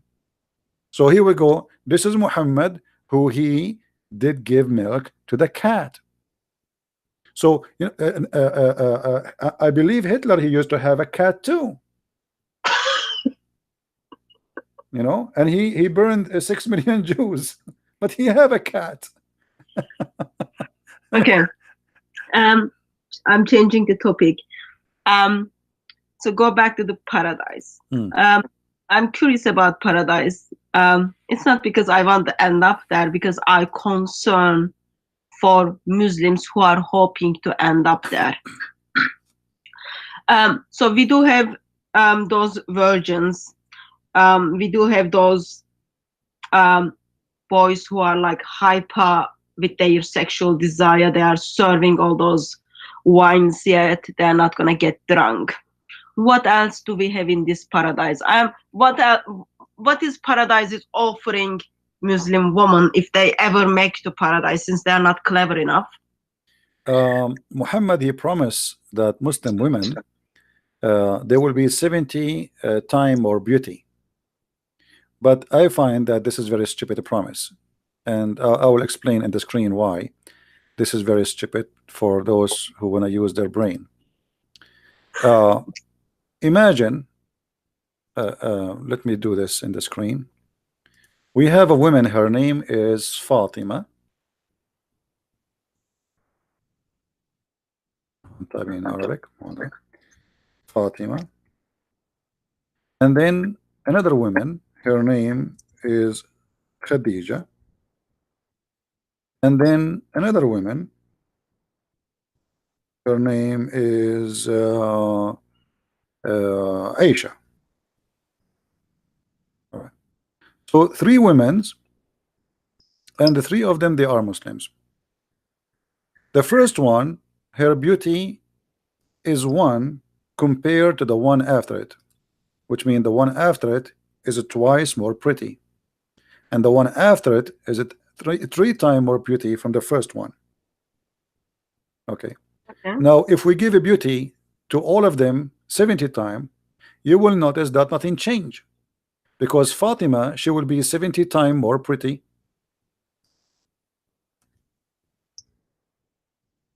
and Khadija will be 140 times more pretty. So people are not pretty enough in this world, and and Allah is giving them anti-aging creams and making them pretty in equal level. no, what I'm saying, nothing changed. I know. Nothing That's the changed. You still, excuse me, I don't like to use this word. I mean, like people, they say ugly, but let us use it as a street word. So if she was ugly in earth, she is ugly in heaven still, because Fatima, she will go to heaven, and still Aisha, she is 210 times more beauty than her. And Khadija, she is now 140 times, and now she is 70 times, so it is still the same. So what the point? And are they going to watch over their husband go and sleep with other people? Oh yeah, they, they are, they Allah will take the jealousy from their heart. So in the heaven, women, they will be like sex toys. They don't have feeling. So this is why they have no jealousy. They don't get jealous. That's not very good at all. Because if you love someone, that you directly become jealous. No, those women, they don't love the man. They don't even know the man. They never met the man. But they will be, weren't they their wives in this world? I'm talking about the like Muslim wife who makes the paradise with their husband. For example, those wife of jihadis. If when jihadi is going to intercede for them, let's say, sake of the argument, they make the paradise. What's going to happen to them? This is what I'm saying. Allah will take the jealousy from those women in the heaven. So the women in the heaven, she will not have any jealousy, even not only the virgins, all women. Actually, this is in the Quran. Let us go to the Quran and find the verse, and we will show the Muslims the translation, which they are their own translation, not our translation. If you go to chapter 7, verse number 43, it says that Allah, He took from their heart all kind of feeling, anything. So in the heaven of Allah, there's nothing will disturb you as a person. No feeling, no jealousy, nothing. Same, same if you go in chapter 15, verse number 74. Like here, the translation is like making it, like translation here, a sense of injury. What does that mean? Sense of injury. Sense of injury, like you will not be injured in a sensual way. So in the heaven of Allah, you will be reclining in your bed, and nobody have bad feelings. So there's no jealousy. I'm not sure as a woman if I think that's a good thing. I wouldn't say that's a good thing. If you don't, you see, because Muhammad, what makes human is like, it's not about it's a good thing or not. I mean, this is a false promise anyway. And Muhammad, he is trying to explain to the followers. Obviously, one of them is asking him, how we will deal with those women. I mean, a lot of women, and I will have sex with all of them. They will be fighting. They will give me headache. So Muhammad, he wanted to make it okay. Don't worry, Allah will take jealousy from their heart, so they will not have any jealousy. So Muhammad always, his promises is a solution of problems a human being he suffer from in this earth. So when Muhammad, he promised you something in heaven, simply is to make you feel better, not to make you feel more horrible. So he promised that in this heaven you will not have those problems you have here. Women, they will not be jealous because you are having sex in front of them with other women. No, actually, they will be happy for you. Of course, that makes sense, because those wives or those women won't have mother, therefore men are not gonna get mother-in-law. That gives extra peace to them. Well, not only that, even the women themselves, they will not have the jealousy. The women herself, there's no mother-in-law in there, and not only that, you have my book, Sex and Allah. You will see that all the women who Allah promised the Muslims, they are a special kind of women. All of them, they have the same face, the same height, the same voice, they sing the same song, and all of them, their name is Hur. Now look at this. Imagine I have 100,000 women, but all of them they look the same. I mean, how stupid that is. So what the Which point? recognize which one is which? What the point of sleeping with all of them? I mean, sleep with one, sleep with all. You know, because they have the same name and they say the same words. Each time the guy he finished with the women, she will say to him, "You are the best," which means you are the best in sex. But how she is saying to him that if she is a virgin? It just How a virgin she knew that he is the best? She never saw a guy other than him. She never even saw a man before. You know, not only she did not sleep with the man because the Quran says clearly that those women are maqsuratun fil khiyam, which means they are jailed in their tent. So how they say to the man after he have sex with them, "You are the best man, you are so good in bed, man, really, I never saw a man like you," but she is supposedly jailed. She never saw a man before.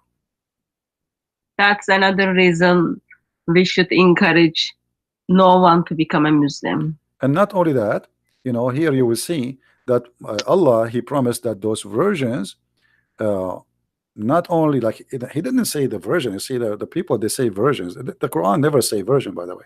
Quran never say the word virgins. The Quran describe the skin inside the women vagina. Never use the word virgin, and this is telling us how trashy the author of the Quran, because there's many words, nicer words. You can say the word virgin. What's wrong with the word virgin? In Arabic it says adara. Adara is virgin. That's it. There's no need to say and to speak about making them bleed, make their vagina bleed.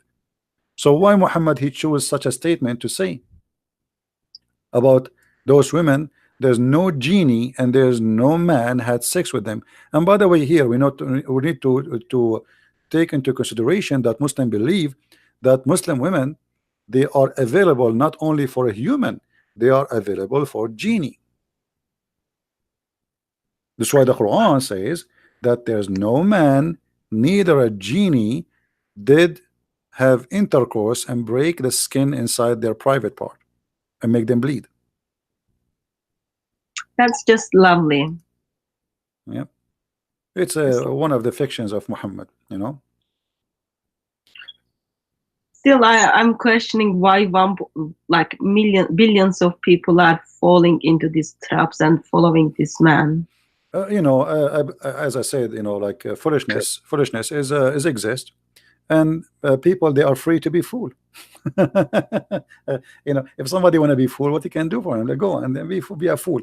But I know that even those who convert to Islam, they don't really stay long there. They, you know, after a while, because you see, Muslims when they promote their cult, they lie. So they might find some naive people who they don't know, and they fall into the trap as any scam. But as soon they wake up and they notice that what they told them is a lie, they leave. Same time, a lot of Muslims are leaving Islam. You know, there is a revolution now in South Africa, in Tunisia, Algeria, Morocco. People are leaving Islam as never before. So even in Syria, even in Jordan, even in Egypt, so Saudi Arabia, they are leaving Islam, big deal. But because of the nature of this cult, it's a gang cult. They don't announce themselves. If somebody convert to Islam, the Muslim, they will make 10,000 video for him, interview, conferences. They invite them. Allahu Akbar. This guy, he was like this guy. His name is Yusuf State. He was an idiot. But if somebody leave Islam, how many videos we see of him? No, none. Few people they make videos, and if they make it, they will be living in the West. I never saw somebody leaving Islam. Have you ever heard of a country have zero atheists? Islamic countries have zero atheists. There's no way. I mean, the whole country have zero atheists, but because nobody dare to make to say I'm an atheist. Zero. When Ahmadinejad, the ex-president of Iran, he came to United Nations, he says we have zero gays in Iran. Why? Because nobody dare to say he's a gay. They will kill him immediately. So in order to know how many Muslims between those who call themselves Muslims, give them freedom, and then we will know. As long there's no freedom, I believe that those Muslims are not exist. You see, I believe in a Muslim who is a Muslim in England to be Muslim more than a Muslim who live in Saudi Arabia, because in Saudi Arabia he have no choice or chance to be or not to be. But a guy who live in England, he can leave, or let us say, he can go around it, or somebody live in America. But you live in Saudi Arabia, that's it. There is no way you can get around it. You have to say I'm a Muslim. I did met with a girl. She was graduated from Cambridge, and she did become a Muslim. And she got married with the guy who make her to say Shahada. Okay. I met with her. You know about halal marriage? What? I met her where she was waiting for halal husband. And this girl is graduated from Cambridge. And somehow when she became a Muslim, she left probably her brain in somewhere else. She was waiting for halal husband, and she was thinking that's very okay and that's very good. Well, I just thought that was very ugly for someone who a woman she joined a religion or a cult because of a man. She is not really converting. I mean, as soon he leave her, she will change and she will be turned a Hindu if the next guy is a Hindu. So whoever in the bed, I will accept his religion. This is the whole story. But this is not really, I mean, this is not about Cambridge or and being a graduate from Cambridge. That doesn't make you smart. That's because you are rich mostly, not because you are smart. Still in my mind, I had the idea that they are exercising their brain, but in somehow she didn't even think there was something wrong that for her to go back to her I think she is exercising her brain, and she don't care for the religion. She care for having the man. So her brain is focusing in one direction. It's the same as a guy. He don't care really about dignity. He care about making money. So he work in any kind of business will make money. It doesn't matter, including drugs. So they practice. They have their brain, but it is not important for her to be a Muslim or not. The important is to have the man. So if the man is a target, it doesn't matter what the man is. She will be what the man he want. You know what I mean? I just think it's once a Muslim woman, she was desperately, she said, I will convert to Christianity if you marry me. I said, I will not marry you, first of all. Secondly, if you convert to Christianity because of me, that's mean you are a liar. You are not a good woman. She said, how is that? I just proved to you that I love you. To the point I will convert to Christianity. I said, this is the point. You don't love you in order to have me, you are willing to sell yourself to anything. So if Christianity is not convincing for you, and then still you are willing to change just because you want to have me, that means you are an evil person. You are for sale. Anyone can buy you. So a person who do that, he have no dignity, and he is for sale. And if a woman she want to change, or a man he change his belief just for the sake of having a woman or a man, that means this person have no dignity and not trustworthy. Tomorrow she will love different man and she will change her religion. It's just double ugly. It's just double ugly. Another general knowledge question. So let's say we don't have something called hadith. We've got what Islam is only represented by Quran itself. And what are the verses you would keep within the Quran and get rid of the rest to make Quran more logical? That is maybe the hardest question ever I got in my life. There's no a single chapter in the Quran is logical. Starting from the first chapter Muhammad received to the last chapter he have. So what is logical? I mean, have you ever heard of, I will give you an example. I will give you something simple, not complicated. When Muhammad he says, today I choose for you Islam as a religion. What was that day? If you go in the Quran, you will see chapter 5 verse number 3. Muhammad, he says to them, you cannot eat this, you cannot eat that, you cannot eat pork, you cannot eat etc.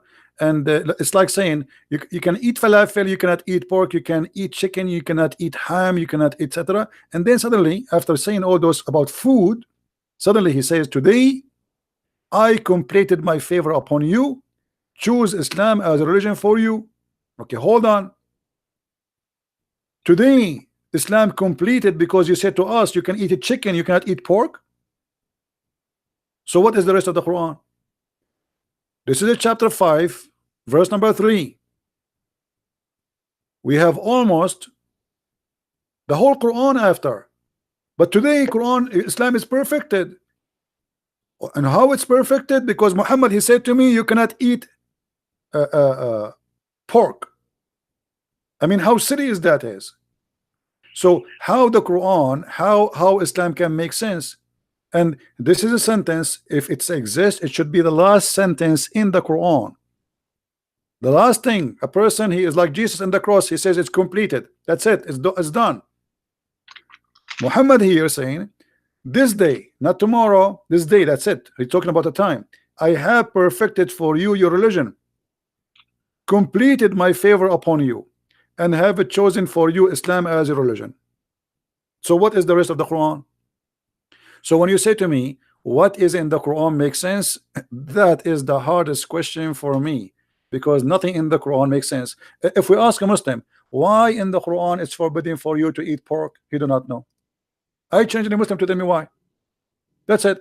Quran says don't eat pork, but there's no explanation. Why I cannot eat this? Why I cannot eat that? No explanation. Not even the hadith. Why there's no I cannot have fun? Why I cannot play music? Why I cannot play football? Even football in Islam is haram, by the way. Muslim today, they are not Muslims, they are fake Muslims. Everything they do today is haram. Every Muslim, he have a stereo in his car. Every Muslim, he listen to music. Every Muslim, he watch TV. And all of this is haram in Islam. All of this is forbidden. Art, pictures, cameras, all is haram. Muhammad, he said that a person who draw a picture, Allah will bring him in the judgment day, and he will ask him to blow in it as if he is going to create it, and he will torture him for that. And pictures by cameras is no different. It's haram. Muhammad, he says, angels will not enter a house have a picture. So why Muslims have pictures? Find me any Muslim, he don't have tons of pictures on his phone, even the one who have a long beard. If pictures is haram, how Muslims they have pictures? And why they have it? Because simply they cannot practice Islam. Islam is a silly, stupid cult. So this is what the Muslims they do.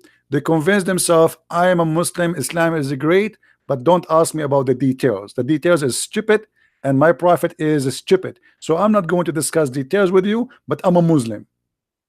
But don't ask me why I listen to music. Don't ask me why I have a TV. Don't ask me why I have pictures in my house, when all of this is forbidden. So what is halal in Islam? To eat and have sex. That's it. This is the halal. There are 6,236 verses in the Quran, and there is none one verse you would keep to make Quran logical. That says a lot about Islam, though. Well, there's a verse in the Quran, we have to be honest, it's very logical. The one it says you can eat in your house, in your house.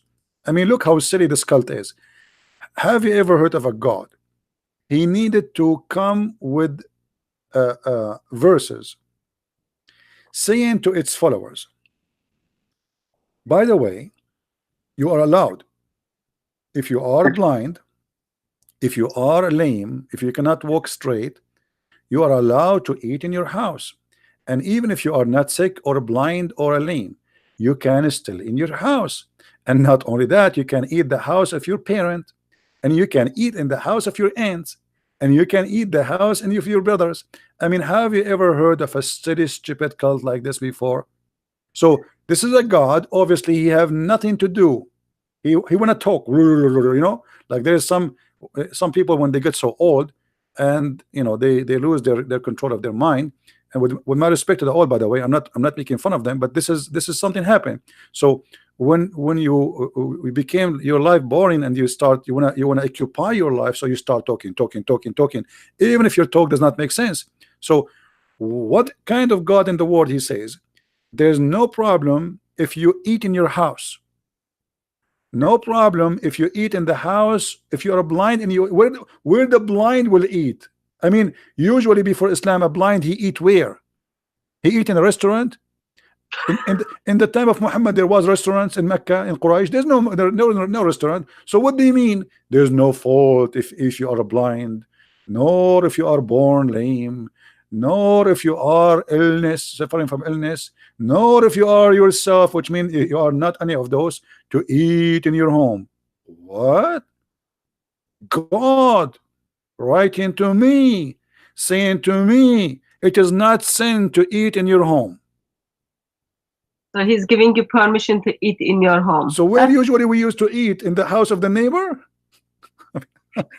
And then not only that, he like as I said, he's like this guy, you want to keep talking, he don't stop. And then he says, nor in the house of your father, or the house of your mother, or your brothers, or your sisters, or your father brother, or your father sisters, or your mother brothers, or your mother sisters, or in the house of which you have keys. So now if a Muslim, if you have a Muslim, if you are a Muslim and you have a Muslim friend, you give him the key of your house, he is allowed to eat your food in the fridge. Don't ever give a Muslim the key of your house, even if he's a real estate agent.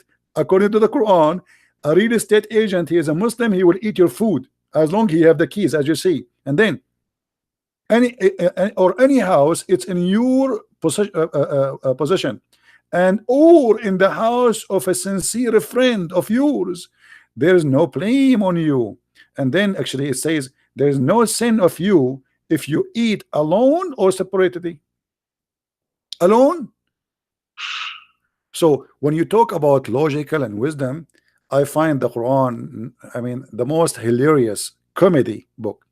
The Quran made the baby is sperm became a congealed blood, and then women, they have a sperm coming from their breast, and men, they have a sperm coming from their backbone, and the sun set in the murky water, and the sun rise from a certain place, and there's a people, it's called Gog and Magog, and yet we cannot find them, and they are, every one of them, he will live before he die, he will give birth to a 1,000 Gog and Magog, which means those Gog and Magog, if we are now 7 or 8 billions, there should be maybe trillions by numbers, but yet we cannot find one of them. It's like the Bigfoot in America.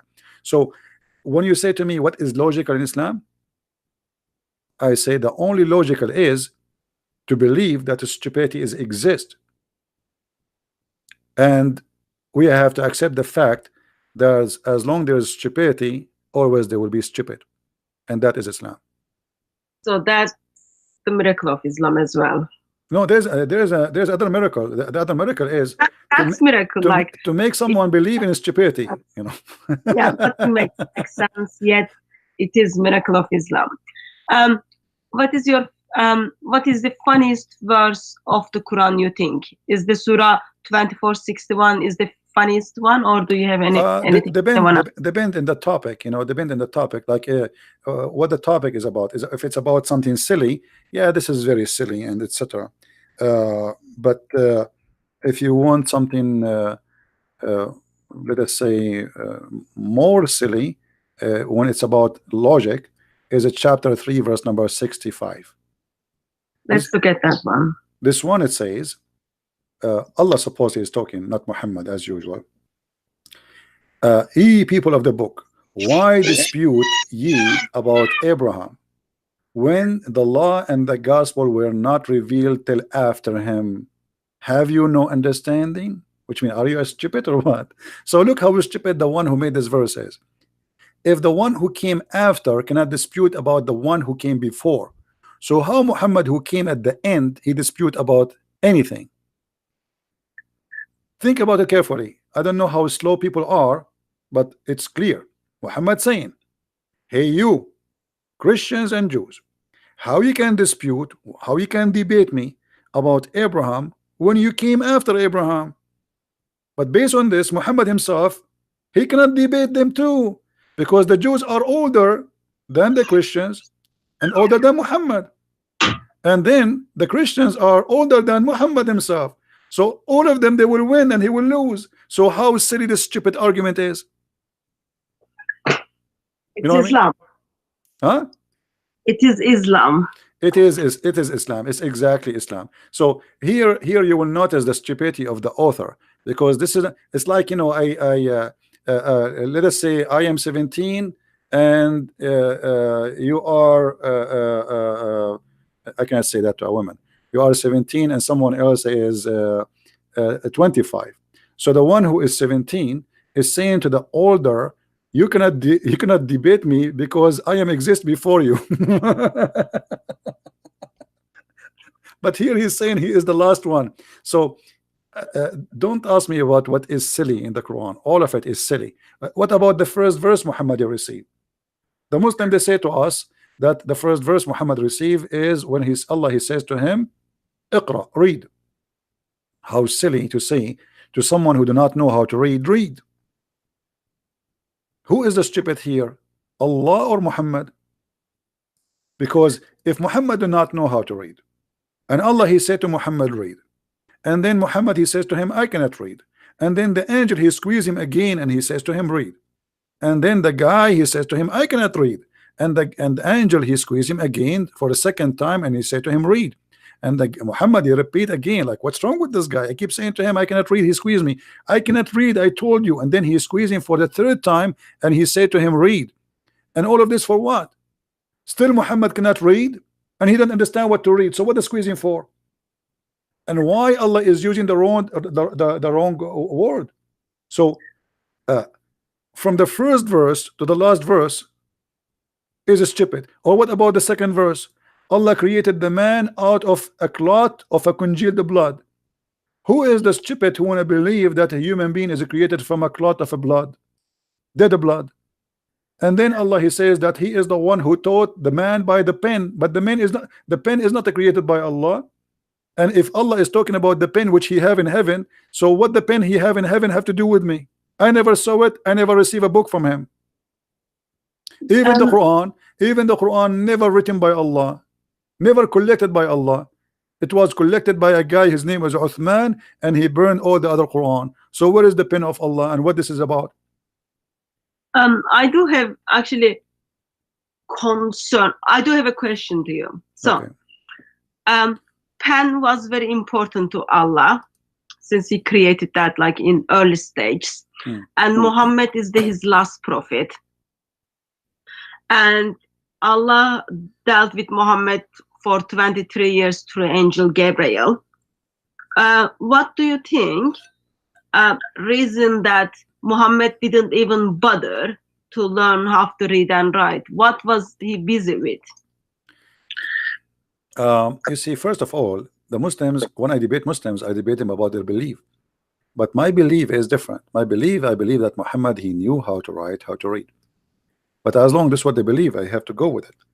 If you go in the Quran, just to show you how ignorant the Muslims, we are the Christians, we teach them Islam. The Quran never said that Muhammad did not know how to read. The Quran says that the word ummi is anyone who do not know the book. As an example, chapter 2, verse number 78, this is the first time the word appear. وَمِنْهُمْ أُمِّيُّونَ, and among them illiterate, they know not the book. So illiteracy in the Quran never been about knowing how to write, how to read. This is why we Christians and Jews are called people of the book. Why? Because we are not illiterate about God. But the foolishness of Islam is amazing. They take this as illiteracy about writing or reading, but the fact, it's clear. Those who do not know the book are illiterate, not those who do not know how to write, how to read. If you ask the Muslims, actually the verse after it, it says, then, you know, like those who write the book with their hands, Allah will curse them. So The book of what we are talking about? The book of God. So illiteracy is about not knowing the book of God, not knowing God. This is something Muhammad he took from the Jews. The Gomai in for the Jews are the illiterate, not illiterate about not knowing how to write, which means the Greek are illiterate for them because they worship fake gods. So for the Hebrew Jews, all the Greek are illiterate. But the Greek, all of us, we knew they are philosophers, they have a great civilization, they knew how to write, they speak languages, so how they can be illiterate? They are illiterate about God. But the Muslims, they are very limited in their thinking. They are copy paste, and nobody want to use his brain.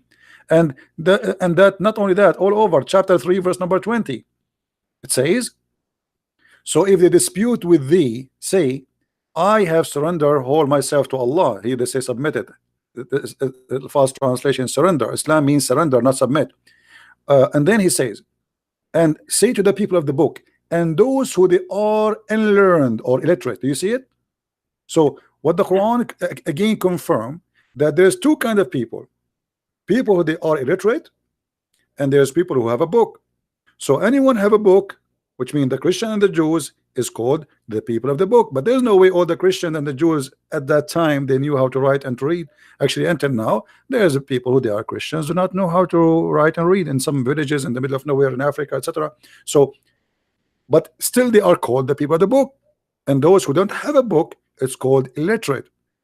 But again, Muslims are the last one to understand what Islam is about. And this is why even Muhammad himself, do you remember what the Quran says about asking the Christians? Yeah. If he's in a doubt, he needs to ask the people of the book. Thank you very much. So why Muhammad himself? Allah told him, if you have a question about God, to know God, go and ask the Christians and the Jews. This is Muhammad. This is not Mimi Hijab and his nurse Ali Dawa. Muhammad himself, if you have a question about the true God, he have to come to Christian Prince to ask him, and he will receive the answer. And that because we are the people of God. And here I want to remind everybody that when the Quran call us the people of the book, the Quran witnessing that we are the only one who have a book, not the Muslims.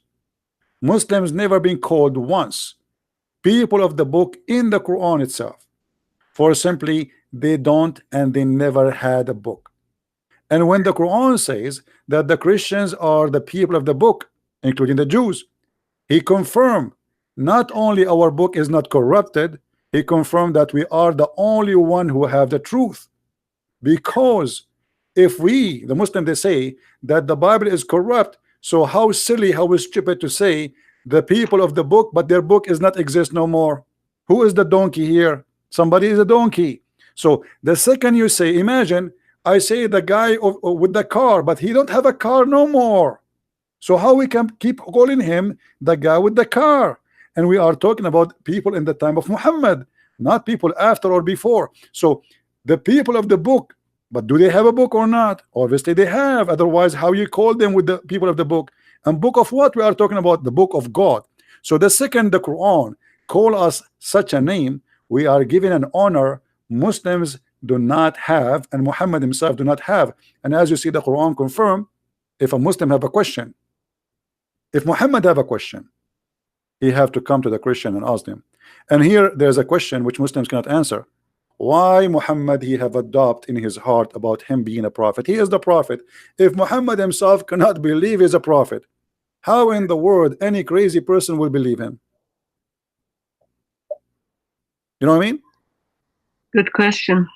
If Muhammad have a doubt, he's a prophet. He's the one who been squeezed by Jibreel 3 times like a mayonnaise. So no ketchup came out, no mayonnaise, and still Muhammad he have a doubt after all of this. So half of the Quran is given to Muhammad, and yet Muhammad he have a doubt about himself being a prophet. And not only that, if you remember the hadith, where the hadith says that the prophet he tried to commit suicide many times. I mean, yeah, isn't it obvious that Muhammad have a mental illness? A person who's a prophet of God when I commit suicide, why? False God, false prophet. The mental. He's suffering from mental illness. This guy, he need a shrink. He need to go and see a doctor. You know. So and you know, the Muslim, they say to us, the Prophet, he saw an angel. Okay, an angel who have 600 wings. But the Quran says that all the angels of Allah who sent to earth, they are either have 2 wings, 3 wings, or 4 wings. So how Muhammad, he saw angels with the 3 wings, with 600 wings? So Muhammad, you know, obviously is a very funny man, and maybe he didn't put his glasses on. no, this is Sahih Hadith. That's it. The Muslim, he believe, he says 600 wings. That's it. So he cannot change the number now. So, and by the way, how an angel can have 3 wings? I mean, this will be funny. The wing is the third wing is where? In his head, like a rooster. So praise be to Allah who created out of nothing the heaven and the earth. This is a Muslim translation. Who made angels messengers with wings, 2 or 3 or 4. And by the way, here they put between 2 bracket pairs. That's a lie. There's no pairs there in the translation. That's why it was between 2 bracket. And by the way, even if that is true, 2, 3, 4, still how Jibreel he have 600 wings? I'm like more convinced in that hadith probably Muhammad wasn't wearing his glasses, therefore he didn't see well enough. Well, Muhammad, obviously, you know, I believe Muhammad is a person who is suffering from mental illness, and outside of good vision. I don't think this is about good vision. I think he's a person who's suffering literally from mental illness, and you know, it is possible that Muhammad, he imagined things which is not true. And actually, even the hadith confirmed that. If you remember, the Muslim, they say, and the wives of Muhammad says that Muhammad, he imagined he is done something, in fact he never did. Yeah. This is Sahih Bukhari. It says That was a bad one though. once the Prophet was bewitched, so that he began to imagine that he had done a thing which in fact he had not done. So now how we can guarantee that Muhammad seen an angel, not a zucchini? Because now the Prophet, he might see a zucchini, he think it's an angel speaking to him, or he might see a watermelon and he think the watermelon is an elephant. So a person, and by the way, when the Muslim, they say the Prophet was bewitched, that's mean I have the right to say Muhammad the bewitched. I'm not insulting. You see, if I say Muhammad the bewitched, am I insulting? No, the hadith says Muhammad the bewitched. So how he is a prophet yet he is bewitched? And you know what bewitched mean? If you ask any Muslim what bewitched mean, he says they put a black magic on him, but black magic is from shaitan. Okay, but how that can happen? Isn't it the Quran says that Allah said to the shaitan, you have no authority over my servants except the criminals and the bad and the evil one who follow ye. So in order for shaitan to put a black magic on Muhammad, he have to be an evil person, and that's what the Quran says in chapter 5 verse number 42. So Allah is prophesying about Muhammad in the Quran. No, Muhammad, Allah is not prophesying. This is Muhammad getting himself busted. Yeah, like he's just like telling, I'm now going to describe you about myself. Well, you see here, if shaitan have no authority over any Muslim, not only Muhammad, even normal Muslim, except the one who follow thee.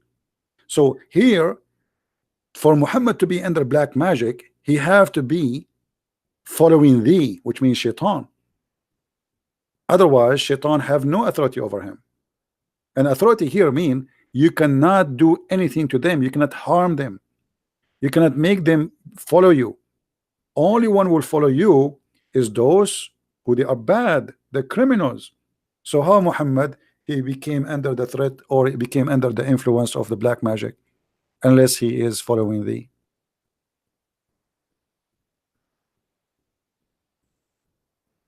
It is sad. Like it just like as I hear more, as I see more, it just helps me to see how much this breaks heart of God, because there are billions of people are not aware of those things, or they're leaving their brain in somewhere and they messed up in this ideology. It is very sad for mankind. It Well, is very sad. mankind everybody will face the consequence of his belief at the end of the day. Even Shaitan in Islam, by the way, Shaitan is a Muslim. I don't know if you know that. Shaitan, yeah, Shaitan is a Muslim and he is a good guy actually. The same chapter we're reading from, chapter 15, verse number 39. Iblis, he said to Allah, because you put me in the wrong, because you made me do wrong, because aghwaytani, actually aghwaytani is not even make me do wrong, it's about you deceive me and you did lie to me. So Allah is the one who did deceive Shaitan. So Shaitan is a victim, and this is why you see Muhammad, I don't know if you know the hadith about Muhammad speaking about Adam and Moses are debating. Ah, yes. Okay. Yeah, it like I can't do something which I was predestined. Yeah. Right. So it's a predestiny. That means Shaitan himself, the plan of Shaitan is a predestiny too. Because Shaitan here is just doing the plan of Allah. Allah, he made a destiny before he created Adam that he should be deceived. And Adam, he is saying, are you blaming me? Are you blaming me for an action which Allah had written in my fate 40 years before my creation? What does that mean? What exactly happened there? Shaitan supposedly he whispered into Adam and Eve and he deceived them. But that's mean not only we cannot blame Adam, we can't blame Shaitan. For this is the plan of Allah. He wrote in the beginning, I will send Shaitan to deceive Adam. Adam will become a victim. Then I kick Adam out of heaven, for he is being deceived. And Adam here saying, you cannot blame me for that because this is a destiny Allah he made for me even 40 years before my creation. Which mean, and Muhammad he agree that Adam was the winner of the debate. So which mean at the end of the day, Shaitan himself and Adam are victims of the games of Allah. The bad person here is Allah, not Shaitan, not Adam. So Allah did something which he's very good at, deceiving. This is why my book is the first book I made. It's called The Deception of Allah, because all of this religion is about deceiving. So why? And by the way, here there's something no Muslim can answer us. This is Musa. Musa's arguing with Adam, saying to him, because of you we are out of heaven. That's mean he is a Christian. He believes in Christianity, not a Muslim as they claim. Because that's mean Musa's believe in the original sin, that because of Adam we are out of heaven. So now Musa is dead. How he is a prophet of God, but yet the Muslim Musa's I'm talking about, he do not understand the original sin yet. After he die, he have a debate with Adam and he lost the debate. So imagine you have a prophet of God, we ask him, do you believe in the original sin, Musa's? Musa's he answered, Habibi, yes Habibi, I believe in the original sin, Habibi. And then Musa's, aren't you Muslim, Habibi? Musa's, he says, yes, I'm a Muslim, but Musa's, the Muslim don't believe in the original sin. So how you believe in this, Musa's? So when the Muslim they say to us Musa's was a Muslim, that is a stupid thing, because here we go, even original sin is an idea which Musa's believe in, and this is after he died. And by the way, when Musa's he met with Adam, any Muslim can explain to us? Maybe they went like to the Caribbean islands in a cruise together. Adam and Musa's are dead. Probably they got free tickets, end up in Las Vegas, and then they had their chit chat, and then chit chat turned to be debate, and sadly one of them lost the debate. Yeah. Well, what we can say, stupidity. But anyway, I'm so glad that Muhammad is so foolish, because that will help us to expose his foolishness. It's going to be hard or harder on us if he's a smart person. So I'm so grateful that he is who he is and he keep talking. This guy, he cannot keep his mouth shut, and because of that he's helping us. So I am so happy that the Muslim they have the hadith, and I'm so happy that they preserve the Quran, even the rest of it, because if you remember the Quran, Omar he said that the Quran was 1,000 letter and 27,000 letter. and what is left today is not even 25 to 30% of the Quran. The hadith says that even the goat ate the Quran. However, we are so happy that the Muslims were able to preserve whatever left of it, so we can love together at such a belief. It's a comedy. It's a comedy. It's silly. It's stupid. And not only that, I will show you one more comedy about Shaitan. Okay. You know that Muhammad, he said that Shaitan, he command him. Yeah. Okay. How Muhammad is a prophet of Allah, but he received command from Shaitan. That's why he's prophet of Allah. And he received command to do good. This is a good Shaitan. Muslims, this is Sahih Muslim, hadith number 2814a.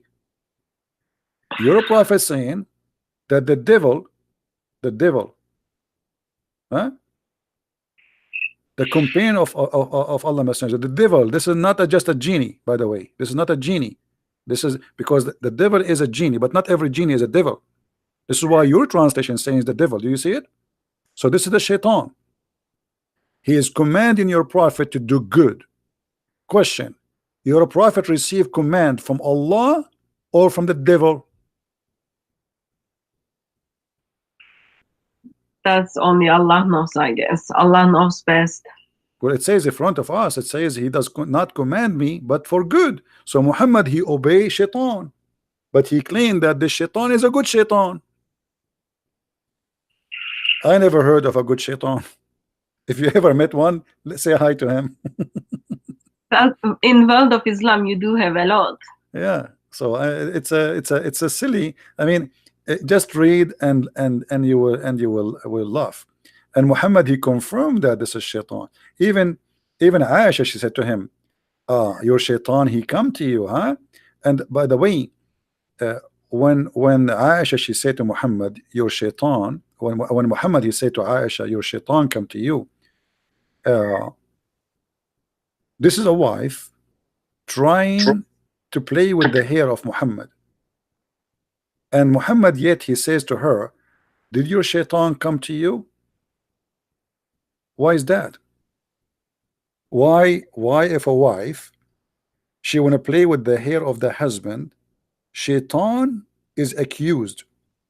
Don't you see, Muslim, that there's something wrong with this man? Because it's a lawful for a woman to touch her husband. It is lawful for the man to touch his wife. So why Shaitan is behind the touch of Aisha? Obviously Muhammad, he say things which is not right, because this is Allah. Allah, he put a desire in her heart, supposedly. Isn't it Muslim, they say that Allah, he made Aisha in love with Muhammad? So now Aisha, she tried to touch Muhammad. That is Shaitan who is trying to make her do that. How so?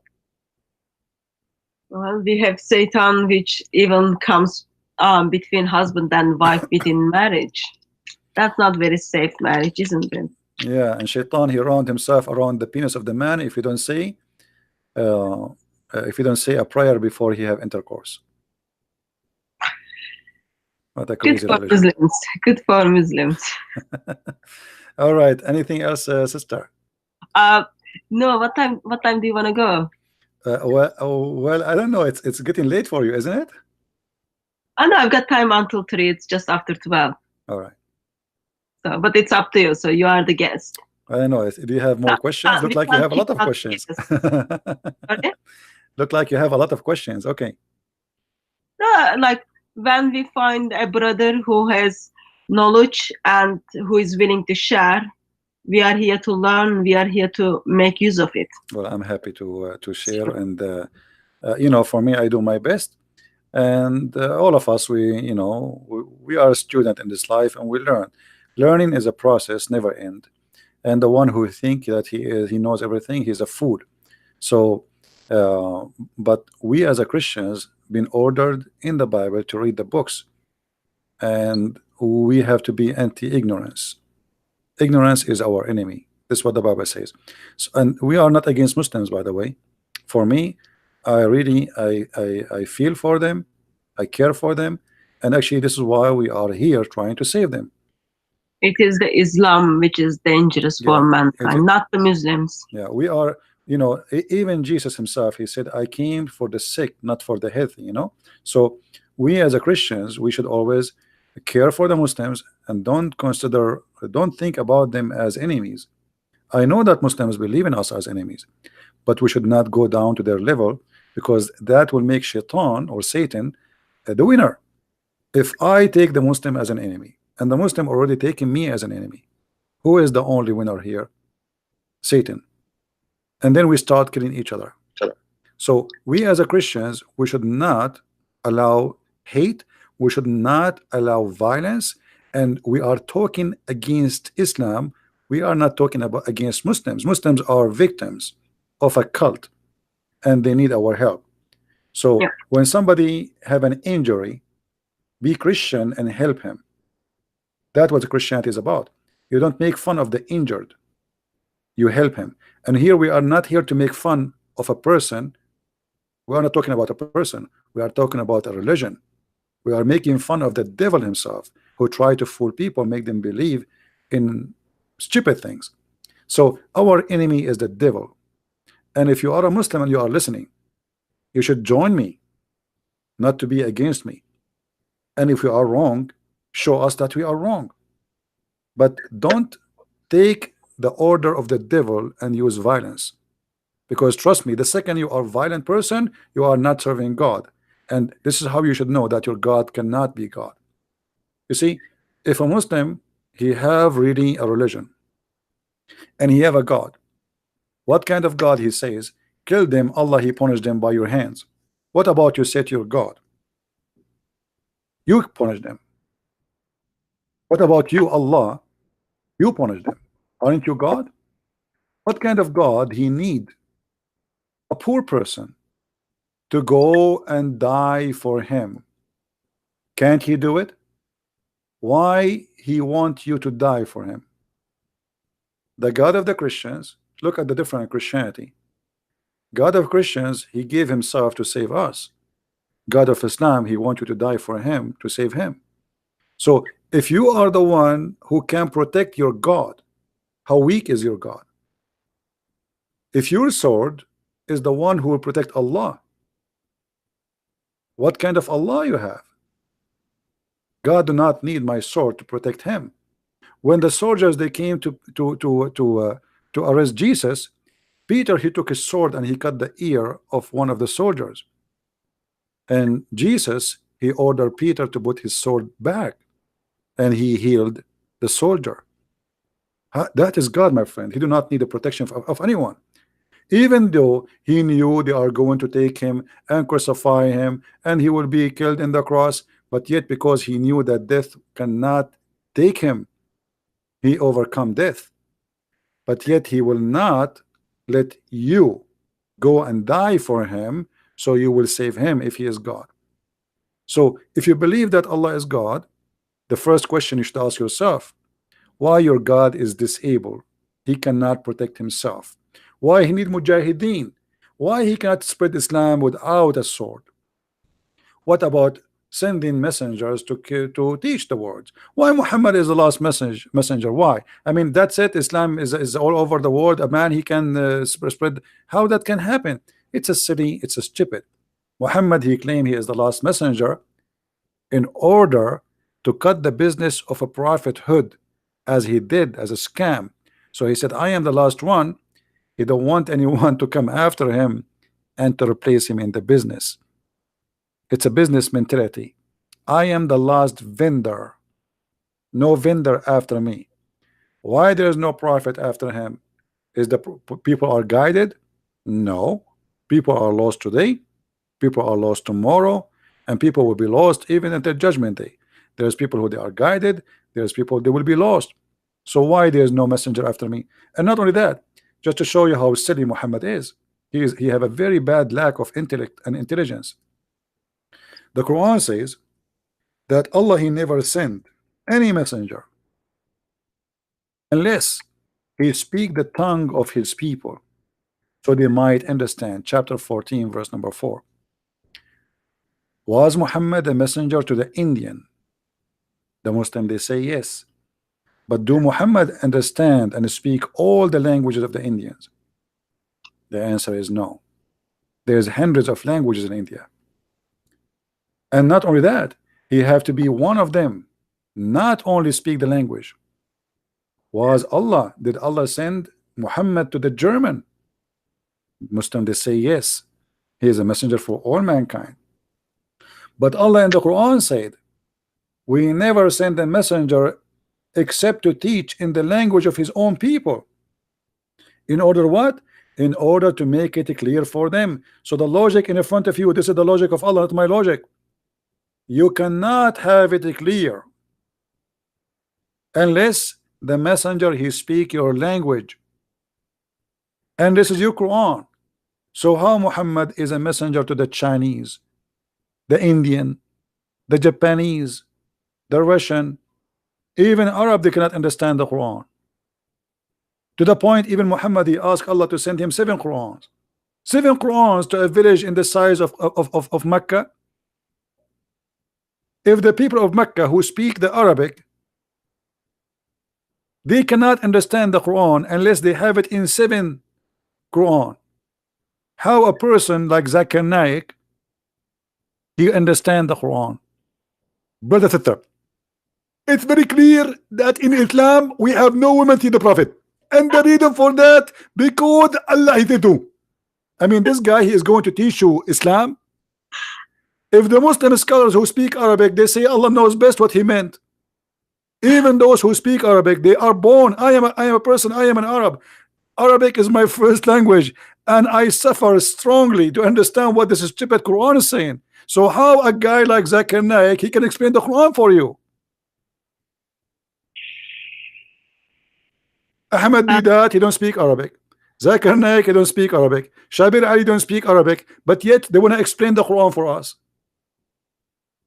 And the Quran saying that in order to understand you have to know the language.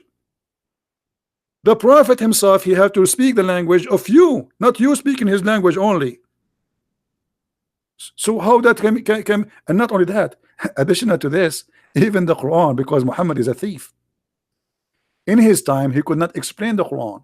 So Muhammad he said to them, oh, hold on, don't ask me questions. There's many verses and a lot of things in the Quran nobody knows what they mean save Allah, brother. What?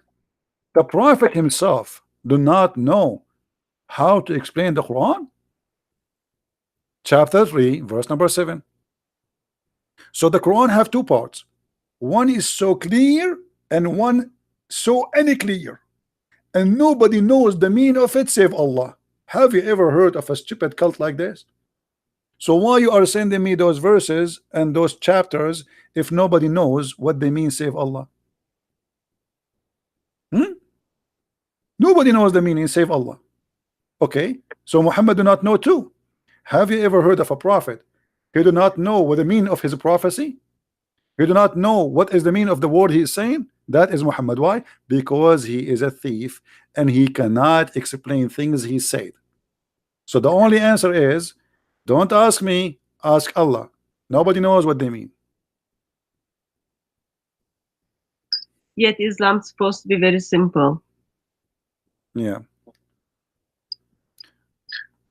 Anything else? No, I'm just very disappointed on Islam, and I'm very disappointed on Muslims. No, the Muslims are getting improved. Actually, a lot of Muslims are leaving Islam. You know, if you see, you know, in my Skype, how many Muslims they text me, they are out of Islam. It's actually the news is really great. I mean, they are really leaving Islam left and right, and you know, the internet is a disaster for Islam. The Muslims they invested a lot of money in the internet, in YouTube. They make tons of thousands of movies and videos like science and Quran and etc. Blah blah blah blah blah. But it's still because it's fabricated. Not only did not help, it destroyed them. Because sooner or later people will find out that this was nothing but a false claim. And then what will happen is the same as the shepherd. He used to keep saying, a wolf, a wolf. First time they come to him, second time they come to him, third time nobody believe him no more. So the Muslims, They claim that they have a wolf. First time, people believe them. This is in the beginning when the oil start coming. Second time, people believe them. This is before we appear. Third time, people they notice that this was nothing but a lie. And now all the videos which the Muslims they make about science in the Quran, it turn against them.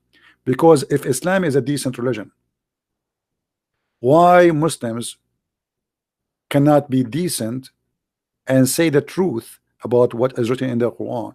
Why they fabricate scientific miracles when it is the opposite? The only answer is the father of all lies is Satan, and those who do lies, the lies of Satan, they are following Satan, not God. So if you are a Muslim and you fabricate a video claiming that there is a science in the Quran, you should know first, not me, that obviously you are following Satan. Because the first question you should ask yourself, why I'm lying to make my God look right? If my God is God, you know what I mean, guys? Why I need to lie to make my God look good? Why God cannot make it good? He's God.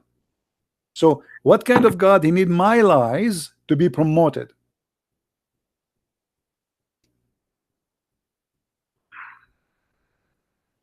Ines, just let me know when you want to go. Well, I think we have enough for today.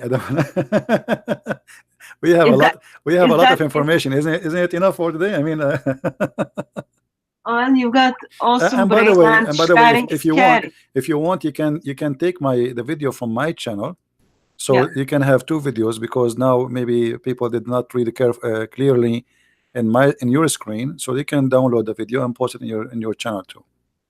Yeah, thank you. Yeah.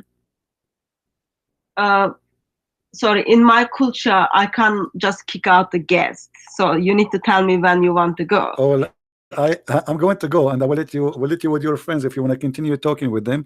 But I'm so glad, sister, that I spoke to you.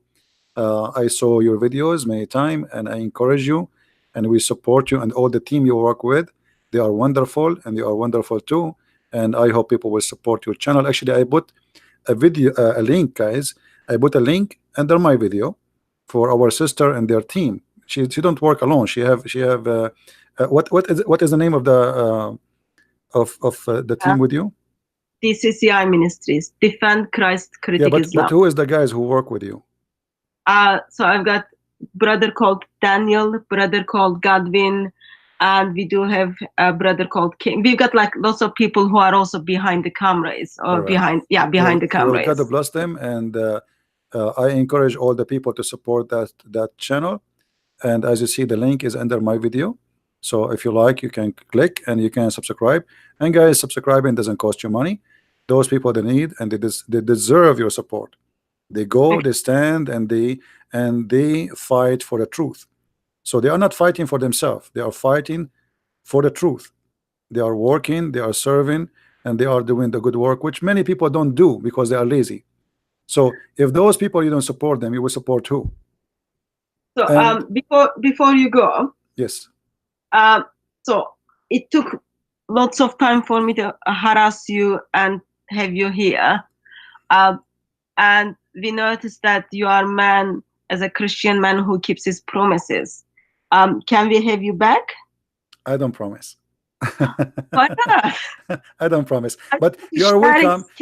You are welcome to call me anytime I am on air, and you can ask me the questions you want. So you can't say that, because once I got message, one of the Muslim from Speakers Corner were in your show. Okay. And I came to listen, and I was gonna call you like maybe a minute before. You simply said, Christians don't call me, so I couldn't call you. No. You see, there's people who they are like, they consider them as missionaries, then they can call, but you can text me and say, can I call? And then I will say, yes, call me, no problem. Even if, because sometimes people they call me when it's a wrong time, you know. So, and most of the time I want to talk to Muslims, but now we change the way we are doing things, because we don't want just the kids to call us. We want someone who claim to be professional, sheikh, scholar to call me. So text me if I am live on air and ask, can I call? and I will answer you says either yes or no. Thank you. All right. And let me express once again, I am very grateful that after harassing you for a long time, you were able to share some of the informations you have. I am sure that was only 0.0001, but maybe not even 0.0001, but I'm sure we will make use of it. And I'm sure by God's grace, we will use it for the kingdom. Amen to that. And can I encourage also you to do like volume 3, 4 of Allah and sex. It is very good material for Muslims, and it is helpful for Christians to rescue Muslims from Islam. Well, I'm working now in 3 books at the same time, so we will see. I mean, when I have time, I will. We will see. Because if I want to make a volume number 3, then I have to make volume number 4, because sex in Islam is like cannot be covered by a million volume. The whole religion is about sex. So there, I made it what is enough to prove a point. Yeah. And there's tons of reference. I mean, my books is not really just a book. It's a library of reference. Everything is there, nothing of my own. And I Yeah. make it in a very simple way to understand.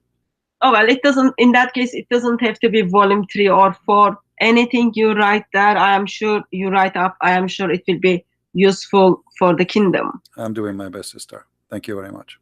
And once again, thanks for joining us. May Lord bless you and keep you safe, and give you a little bit more compassionate for Christians mainly. You are handling Muslims well, but for Christians. And I'll be in touch with you through probably Skype. All right, sister. Take care, and say hello, and God bless to all your team with you. Thank you. Take care. Thank you. Bye-bye. Bye-bye.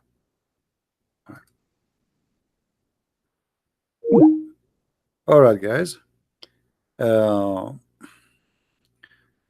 Great people, and please don't forget to subscribe to their channel, support them. I left the link for you there under the video. They deserve your support. And always when you see someone doing a good work, just do what is right. Do what is right. I think we are done for today.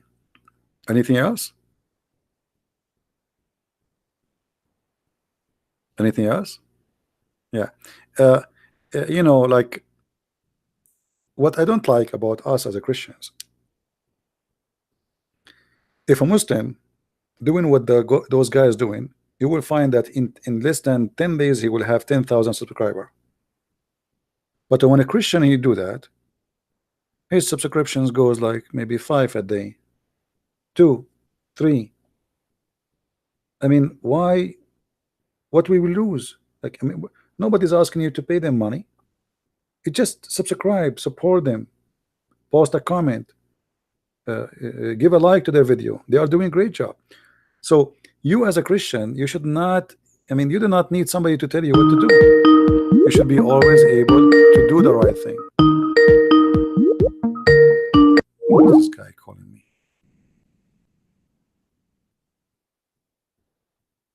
Don't call me without permission, otherwise I'll block you. All right?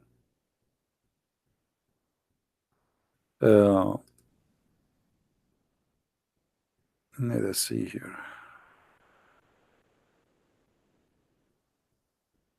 Yeah. Anyway,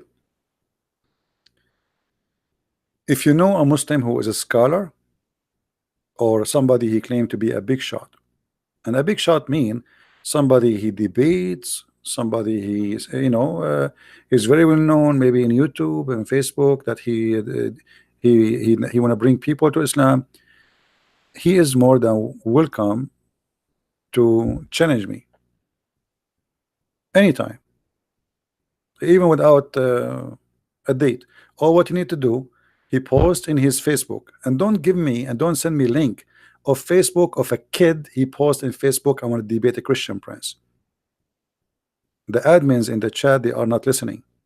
When I say post in your Facebook and we will verify who you are, we are talking about verifying that he is someone qualified to talk to me, not a kid. All right, we have enough of kids. So when somebody want to debate me, there's two things we need to check out. The reason we say Facebook, if he is in a Facebook, he will have tens of thousands of people following him, debate videos, etc. Then okay, post there, he want to debate me, post your link for us, I check it out, you are legitimate, you are real, and you really you know your religion, then you are welcome. But a kid, he made a Facebook page. Who is this guy? Hello? Hello? Hello? Yes? Hello? Yes, how can I help you? Hello, Christian Prince. Yes, my friend, how I can help you? I am from Indonesia. My name is Aditya. Okay. You are live on air. What do you want to say to us, my friend? I'm always watch your video and I'm say thank you for your video. All right. I'm happy you like them, and I'm happy to see people from Indonesia learning from them. Yes, but I may have request from you for you. All right. Can you make video about the Messiah in Old Testament? The Messiah in the Old Testament. Al-Masih. Okay. In the Old Testament. All right. Yes, it's for Jews because we know Jews don't believe Al-Masih. No, you are wrong. The Jews, they believe in the Messiah. Who said they don't? The Jews today, they are the few who left. They did not believe, but the majority of the Jews already they became Christians. You know, isn't it all the apostles of Jesus are Jews?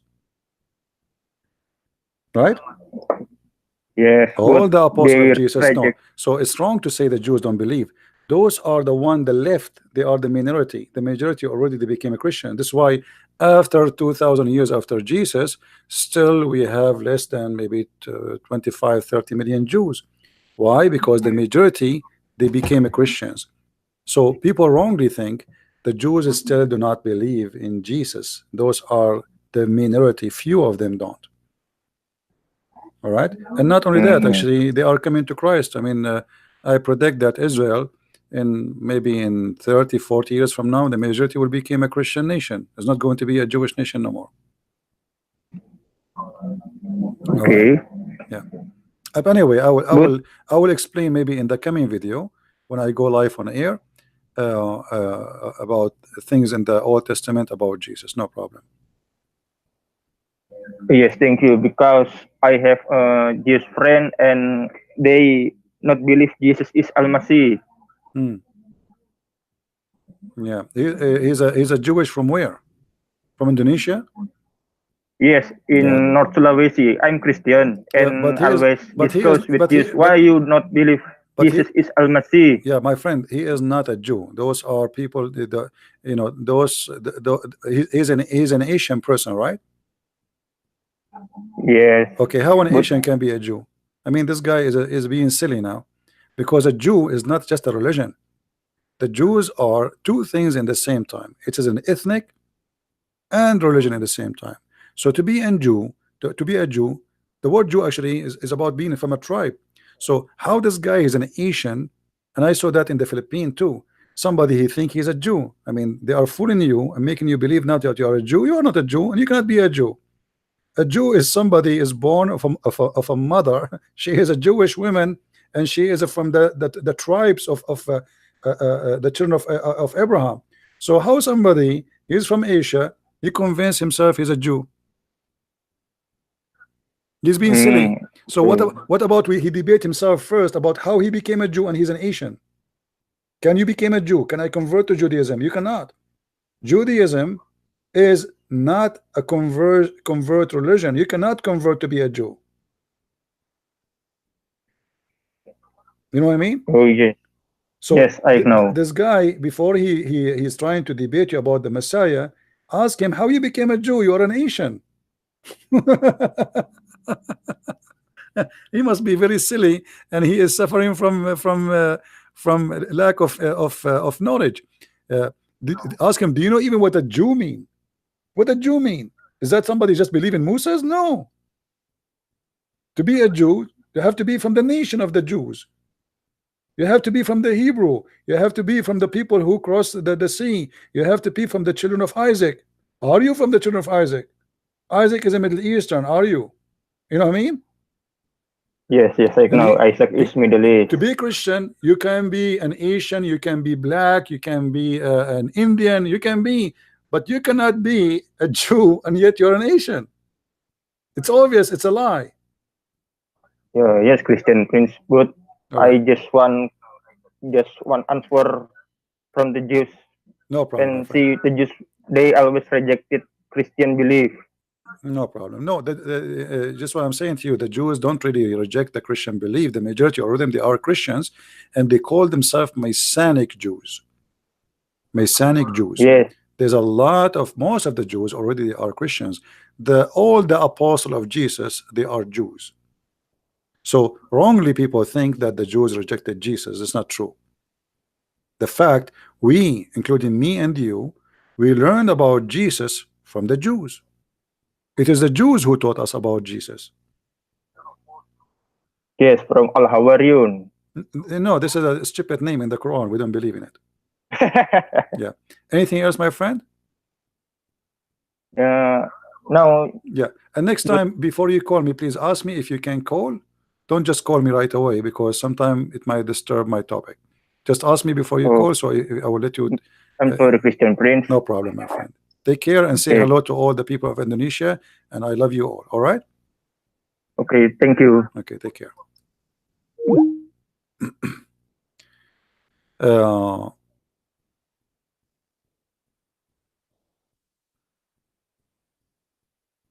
anyone can convert to Judaism and become a Jew? No, that's not true. You cannot. You cannot. You know, you cannot. Those are the children of Israel, and they are called that because they are the children of Israel, not because they are the followers of Israel. You know what I mean, guys? Even the Quran, even your silly book, call the Jews the children of Israel.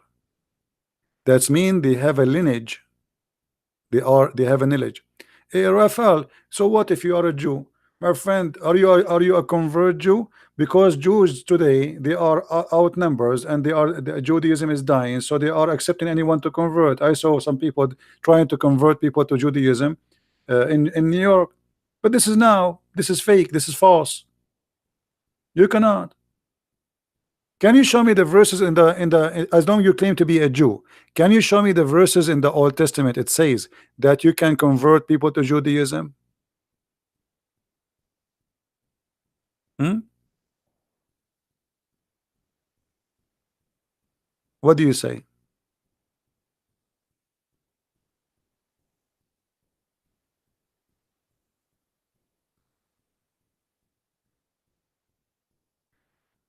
Jesus had a Gentile women in his lineage. Here we go. Let me show you how silly you are, guys. Is it true that Moses he did marry a woman she is not from the children of Israel? Just to show you how stupid those who claim to be Jews in front of us here. Is it true that Moses he did marry a woman she is not from the children of Israel and he have a children from her? Yes or no?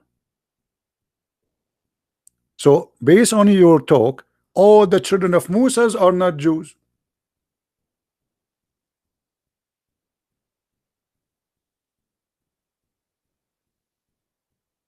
Right? To be a Jew, you have to confirm your lineage in the blood, either from the mother or the father. Secondly, Jesus, we don't believe that Jesus is the son of any man. That's why we are Christians. And I will let Jesus himself answer you.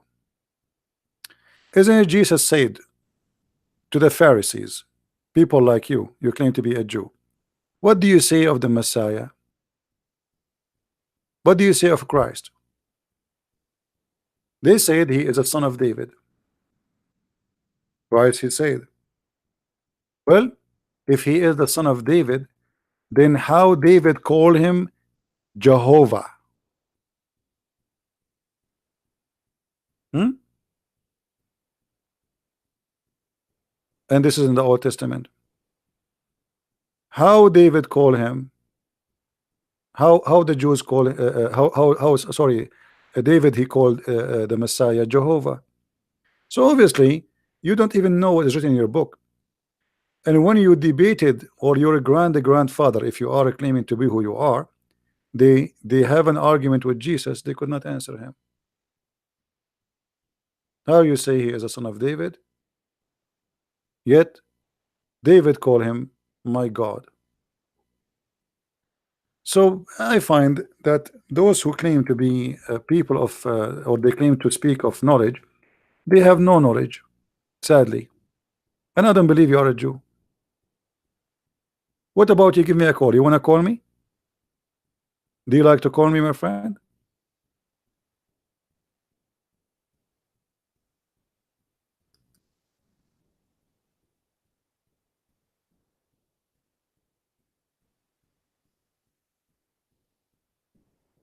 Hmm?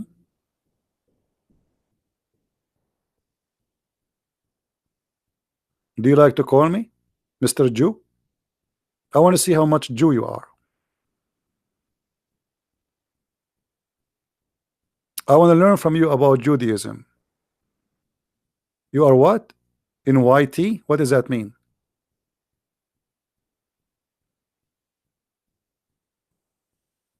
What does that mean? Okay. Hmm. Yeah, obviously you are a fake Jew. There's a guy, he claimed to be a Jew, rabbi. He called himself to Riva Singer. Go and see how I got him busted so easy.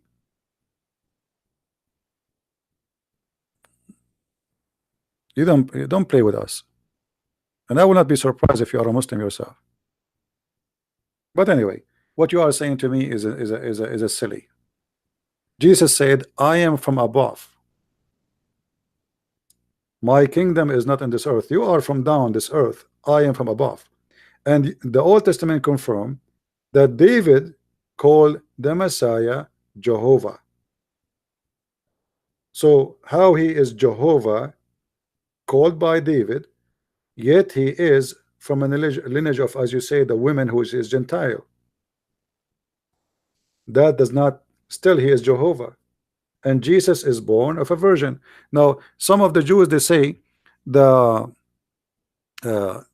Messiah, or the prophecy about Christ, that he will be born, he is not going to be born of a virgin.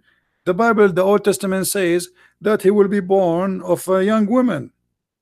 And here you will see how silly those who claim to be Jews are.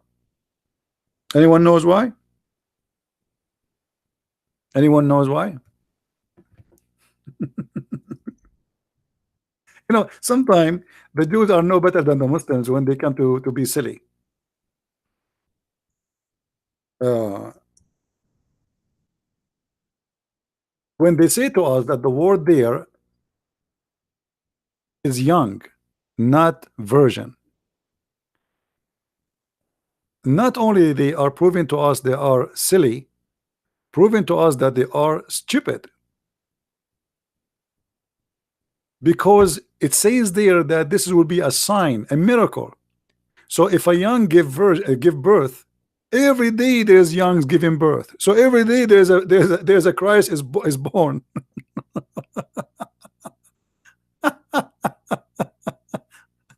You know what I mean? So in order for that, in Isaiah chapter 7, to be considered a young, that means you have to have a young brain of a stupid person.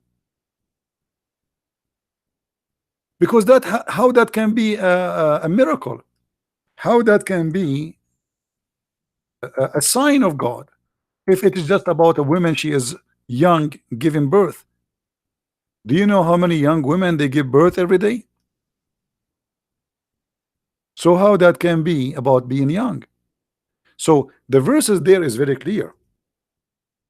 that this is a sign. It's a miracle, which means something never happened before, not something happened every day. Let us read the verse together just to show you how silly those who call themselves Jews. Therefore, the Lord himself shall give you a sign. Do you see a sign, guys? Do you know what sign mean? What sign mean? It's a miracle, right? It's something never happened. A sign. If we change here the translation to the way the Jews they try to make it, they say it's not, doesn't say virgin, a young. Where is the sign if a young she conceive a son? There's no sign there, no more.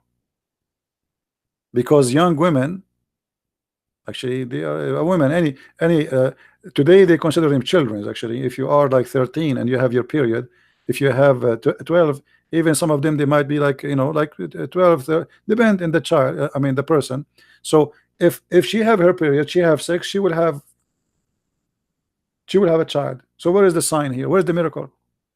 The verse confirm that this is a miracle, a miraculous birth.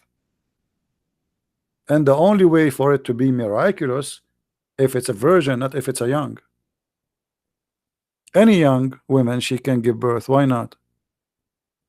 I mean, what is the miracle? Actually, if a woman she cannot give birth in young age, that means she will never give you birth after. That is not a sign. And this is how we see how silly they are. They are desperately trying to disapprove Jesus, the same as Muhammad trying to disapprove Jesus to be who he is. Both of them, they work in the same direction, but they are losing ground.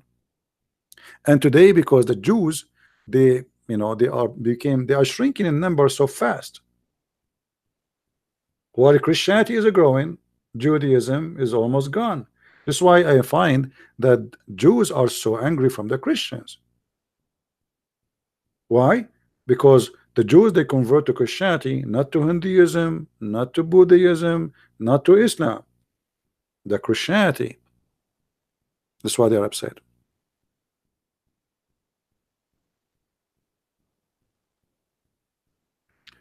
My friend, the Cloudy, I do not speak Hebrew, but even if you see that, just to show you the silliness, those all the Christians who speak Hebrew, including the apostle of Jesus, who speak Hebrew, including Jesus, who debated about that, he don't speak Hebrew too. In the time of Jesus, the Jews could not refute Jesus. So if you think you are the only one who speak Hebrew, you are mistaken. Same time I went with you.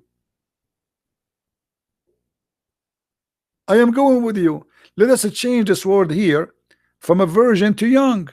Still, that will make the verse silly. Will make the verse out of meaning. God will give you a sign, and the young women will give birth. If you respect God, then you respect that this is a miracle. This is what the verse is saying. And there's no way it is a miracle because a young woman she gave. She is a woman anyway. Right? Those who they claim that the translation is wrong, they say young women. She is a woman. So what is the miracle of a woman she gave birth and she is young? That's not a miracle. She's a woman already. You know what I mean? This is why I find that when you know, I don't know, sometimes I feel sorry for those people who argue, because I find that they have a low IQ. They have a lack of intellect. A young woman, she will give birth. Okay, my grandmother, she gave birth when she was young, very young. She was, I think, 90.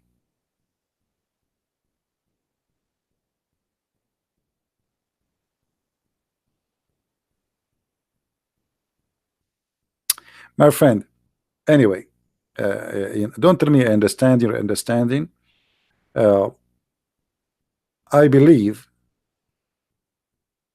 if you have a knowledge, then you should be able even to talk to the Messiah, and you have to be able to refute him. I saw many rabbis making videos against Christianity, and they made me a better believer because I found them they are lying and they are deceiving people. As an example, I saw a rabbi, or he claimed to be a rabbi. He says the word echad does not mean anything except one. But the Bible says that the man and the women, they get married and they became echad. And this is exactly the same word we have in Arabic.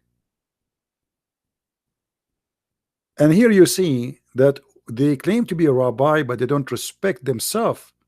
Be honest. I mean, how people respect you? You are a rabbi. Simply, it's a business. And they are defending Islam, by the way, speaking against Christianity. They will not dare to speak against Islam. So those rabbis are satanic. They are not Jews. The real Jews will not do that. A real Jew, rabbi or not rabbi, he will not lie, fabricate the translation. He will not lie and say echad does not mean one as unification. He will say it as it is. And I have videos about this guy. Go and see how many videos I get him busted with. And the coward, he will never dare to call me or to debate me or even let me call him. All right, my friend Rafal, it's not about you speaking against Christian or not. You said you can be a Jew convert. That is not true. All the Old Testament speaking about the tribes of Israel. Do you have a tribe which is not from Israel? Is that correct, guys? Who is the one who is blessed? The nation of Israel, not the religion. The nation of Israel. Who is Israel? Israel, a man, and he have kids. It's not a belief. They have a belief, yes, but the blessed persons are persons. Correct? So why you are being silly? You see, even Abraham, he have children's which is have nothing to do with Israel. As an example, Ishmael, right? Okay. Is Ishmael from Israel? No. Can we say the children of Israel of Ishmael they are from Israel? No, they are cousins. So why are you being silly?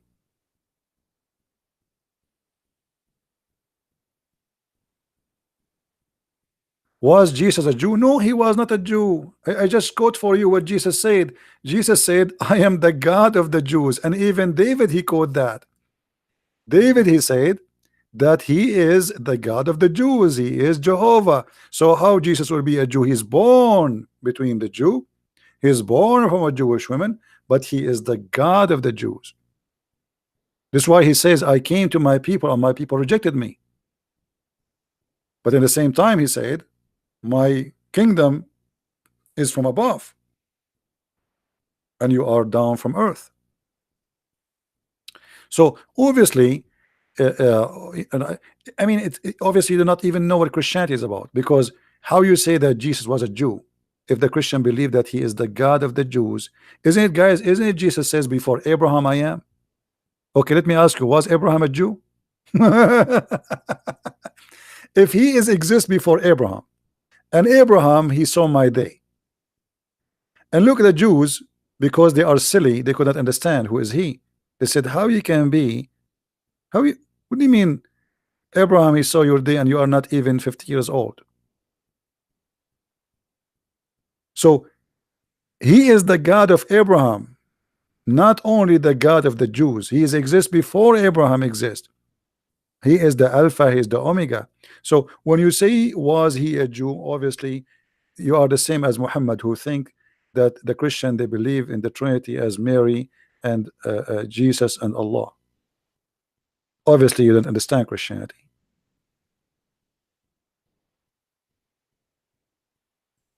right? But anyway, we welcome all questions, and we welcome those who you know, they do not know what they are talking about. It's okay, I understand, you know. I understand. But try, I advise you, try not to be silly, because sometimes we say things without thinking. Even I saw Christians saying that Jesus is a Jew. And how he is a Jew if he is the God of the Jews? How is a Jew yet he before Abraham he is? How is a Jew that everything created by him and for him? That is silly. By birth, he is born from the Jews. But all of us, we knew that his birth is not the beginning of his existence. Is that correct?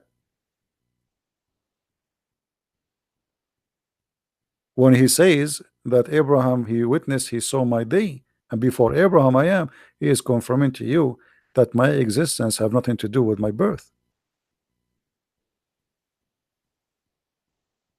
So we are smarter than this. Yeah, Raphael, let me tell you why you have in Israel Jews from all nations, because you need population. That is a desperate, let us say, act for a desperate situation. Israel need population and they need Jews. So there is people who claim to be Jews from the Falasha in Ethiopia, but how they became Jews, nobody can explain to us. So because you need population, you need the army, you need to defend yourself, you need to establish your state, so you start accepting people, whoever says they are Jews and they believe they are Jews. It's just for the, let us say, for the benefit of surviving. But if you go in Israel, you will see that the rabbis, they don't accept those Jews as Jews in reality, but because they need them, they say, okay, come over. You know what I mean? Because they need them.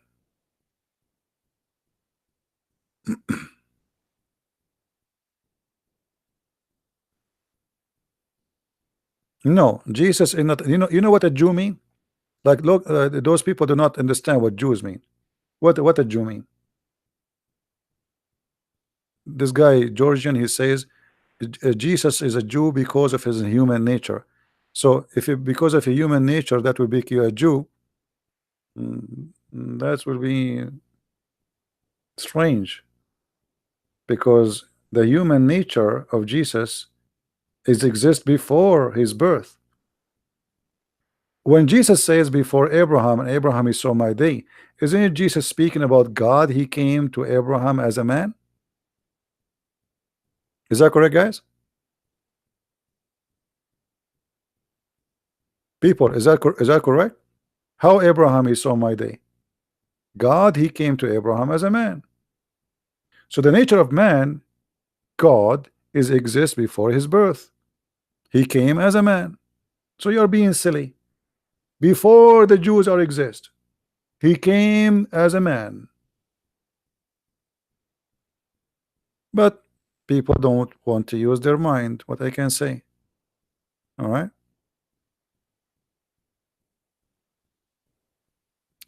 Jesus image from, not from David? No, not from David. Why people don't read? I just said, Jesus said to the Jews, what do you say of the Messiah? He said he is a son of David. He said, well, if he is a son of David, then how David call him my Jehovah? I mean, what's wrong with people? Unbelievable. If he is a son of, this is Jesus talking, not the Christian Prince. Who is the one is talking? Jesus. What he's saying, listen carefully. You see, stop being silly. And I have no, I have patience, but I am not the Lord himself. This is John chapter 8, and this is the Bible in Aramaic, translated in a plain English. Read carefully what Jesus says to the Jews, so you might understand, even if you are slow. He said, who? The Messiah, not the Christian Prince. The Messiah, not Christian Prince.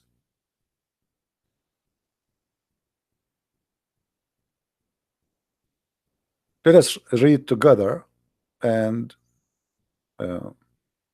see what the Bible says. Uh, sometimes reading, I find it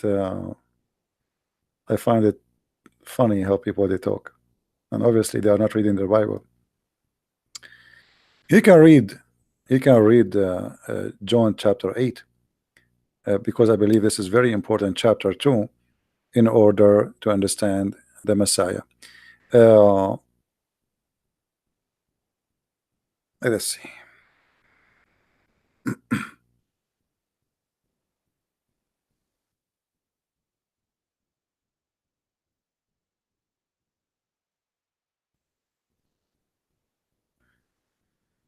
All of this conversation, by the way, is between Jesus and the Jews. All right, he is not debating with the Abdul. He is debating with the Jews. They said to him, the Jews, they said, saying to him, now we know that a demon is in you. Abraham is dead, and the prophet, and you are saying, whoever keeps my words shall never taste death. What do you mean? He never tastes death? Anyone follow your word, he will never taste death? Because they are silly, like many here. They think he is talking about that if you hear his words, you don't die. That's what he's saying. He promised you eternity. Are you greater than our father Abraham, who died, and the prophet who died? Who are you making yourself? Yeshua, he answered, saying, if I glorify myself, my glory is nothing. It is my Father who glorify me. He of whom you say he is our God, and you do not know him, but I know him. If I had said that I do not know him, I myself have been liar to like you. But I do know him, and I keep his words. Abraham your father desired to see my day, and he saw it and rejoiced. And the Jews were saying to him, you are not 50 years old, and you have seen Abraham? Yeshua said, timeless truth I speak to you, before Abraham would exist, I am the living God. My friend, Jesus is the living God. So how you say the living God is Jew? That because you are silly and you are limited in your thinking. You forgot that the whole idea of Jesus being born between the Jews is to save the Jews, not to be a Jew. He exists before the Jews. He is the one who created the Jews. So you became so limited like a child when you say Jesus is a Jew.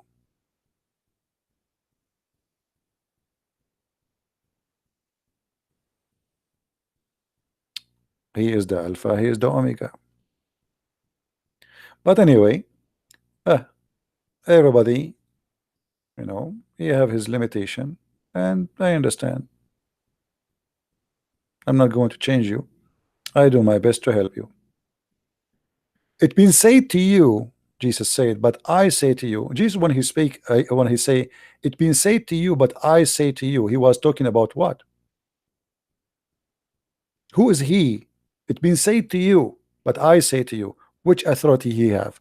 Authority of a prophet or authority of God? You know what I mean, guys?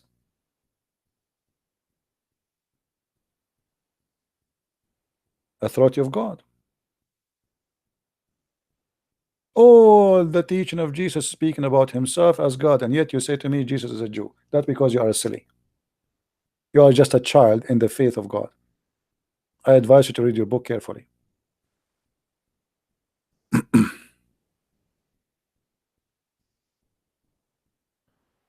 All right.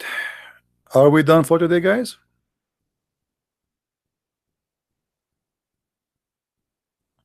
Are we good for today? Did we have a good time?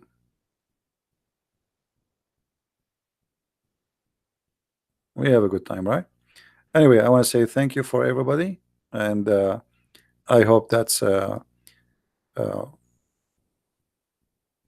we do our best to share our education. And for me, myself, I don't claim to be a person who knows everything. I'm just a student, and I will be learning until the last day of my life. And as I said, the one who think he knew everything, he is a fool. That is impossible. But to be a Christian is to understand what to be a Christian. I mean, it's silly to be a Christian, but yet you do not know who's a Christ. Christ is our God. He is not a Jew. He is the God of the Jews. Everything was created by him and for him. I mean to that.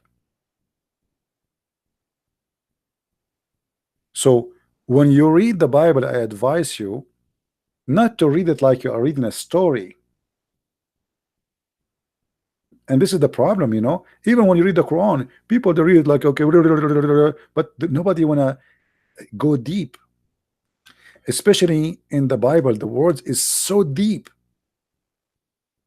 Actually, one of the unique things about the Bible is I can read this chapter tomorrow, and still I will inspire something new by reading it, even though it is the same chapter written 2000 years ago. Because this is the living word of God. It is inspiration, is talk to your heart, is not just talking to your brain. So in order to understand it, you have to live it. You have to be a person who bring a spirit of God with him, not only a silly reading which mean nothing. So every one of us, he read, he maybe you speak better Arab, English than me, but doesn't mean that you understand the Bible better than me even in English. Because simply if you decide just to read the words, not to be inspired by the words and not to go deep behind the words, you are the same as the Jews. When he said to them, whoever hear my words, he will live, they thought he's talking about they will live now, they will never die. You are just being silly like the Jews. When the Jews, they said, when he said Abraham, he saw my day, they are looking at the man, how this man, he is not even 50 years old, and yet he is saying that Abraham saw my day. Obviously they don't understand who is he. But I understand that Jews, they have that problem because they are exploring Christ at that moment. But you who've been taught already who is a Christ, so it's not a surprise for you to know who's he, yet you claim what you claim.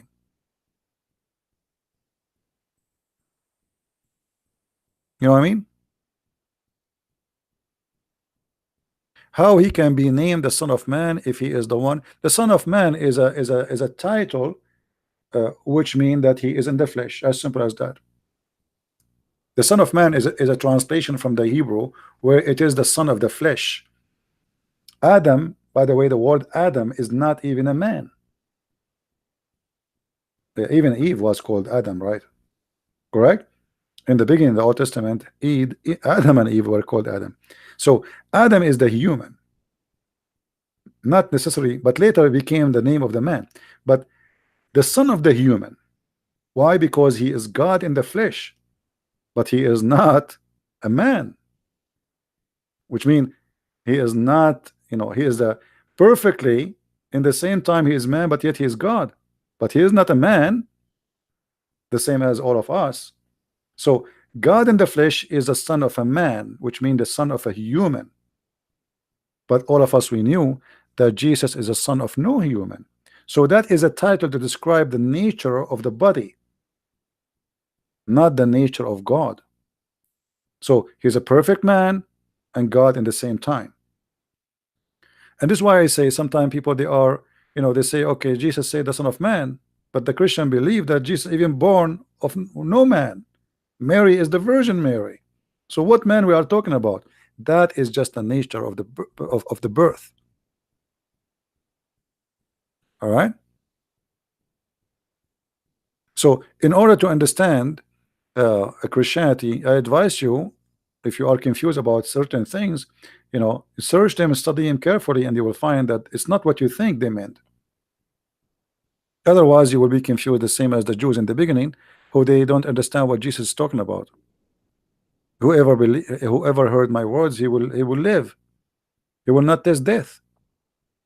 This is why they said to him, after he said that, are you greater than our father Abraham, who died, and the prophet who died? Which means, if the prophet died, how you say to us, if we listen to you, we will not die? That because they have a limited interpretation for the sentence. So you can be the same as the Jews, and many of us today is the same as those Jews. They decide to go blind, and they don't want to see what is behind the words. They think he's talking about death now, and okay, you listen to me, you will not die. But this is obviously not what Jesus meant. So either you use your mind and your brain and live the words, or you decide to be a fool and you don't want to be understanding anything. All right.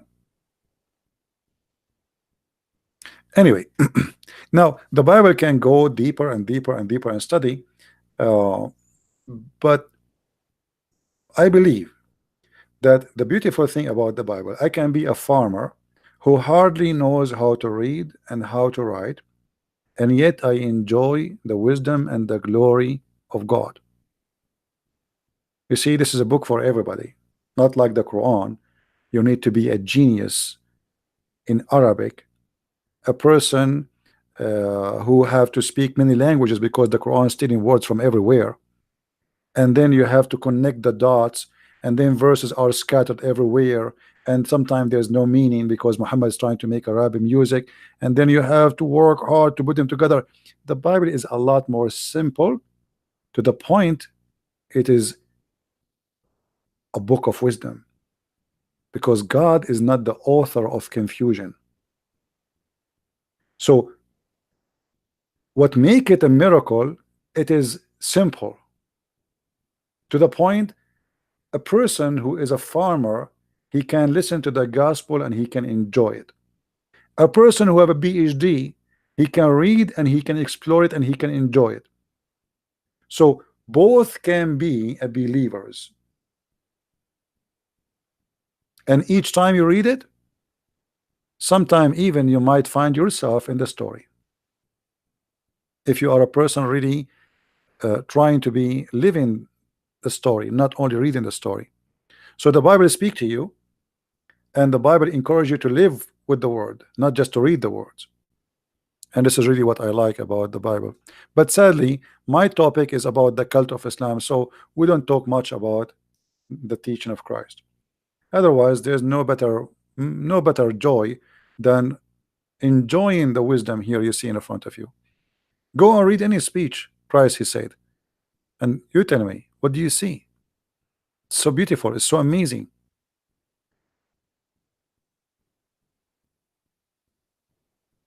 And always, if you are a person, I remember this is a story about a child. There's people, they invited a family, Arabian family, to a big dinner. I mean, those people, they slaughter a big animal. The table is so long, so big, and etc. I mean, yeah, they put everything you can imagine in the table, fruits, anything. And then the kid of the guest family, he looked at the whole table, he said, there's no hummus.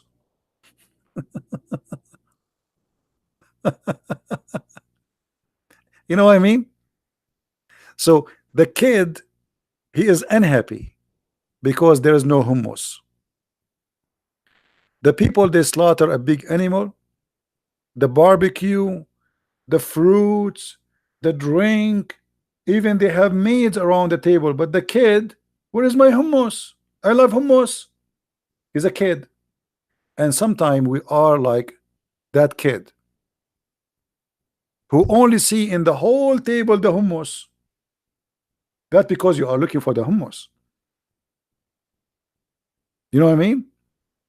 So if you are a person looking for what is wrong because you don't like it anyway, I mean, I'm going to try to find something wrong there. It doesn't matter what you do to me. It doesn't matter how good it is. What is my hummus? No hummus, you did nothing. So are you getting my point, guys? Are you getting my point I'm trying to say to you? So if we are people looking for what is enjoyable, it's amazing there. If you are looking for the hummus, well, good for you. Anyway, guys, and don't take me wrong, I like hummus. So anyway, thank you very much, guys, for being here. And again, if you like to learn more about the cult of Islam, feel free to read my books, and you can search in Amazon. We have them in many languages: English, French, Dutch, Swedish, Spanish, and what else?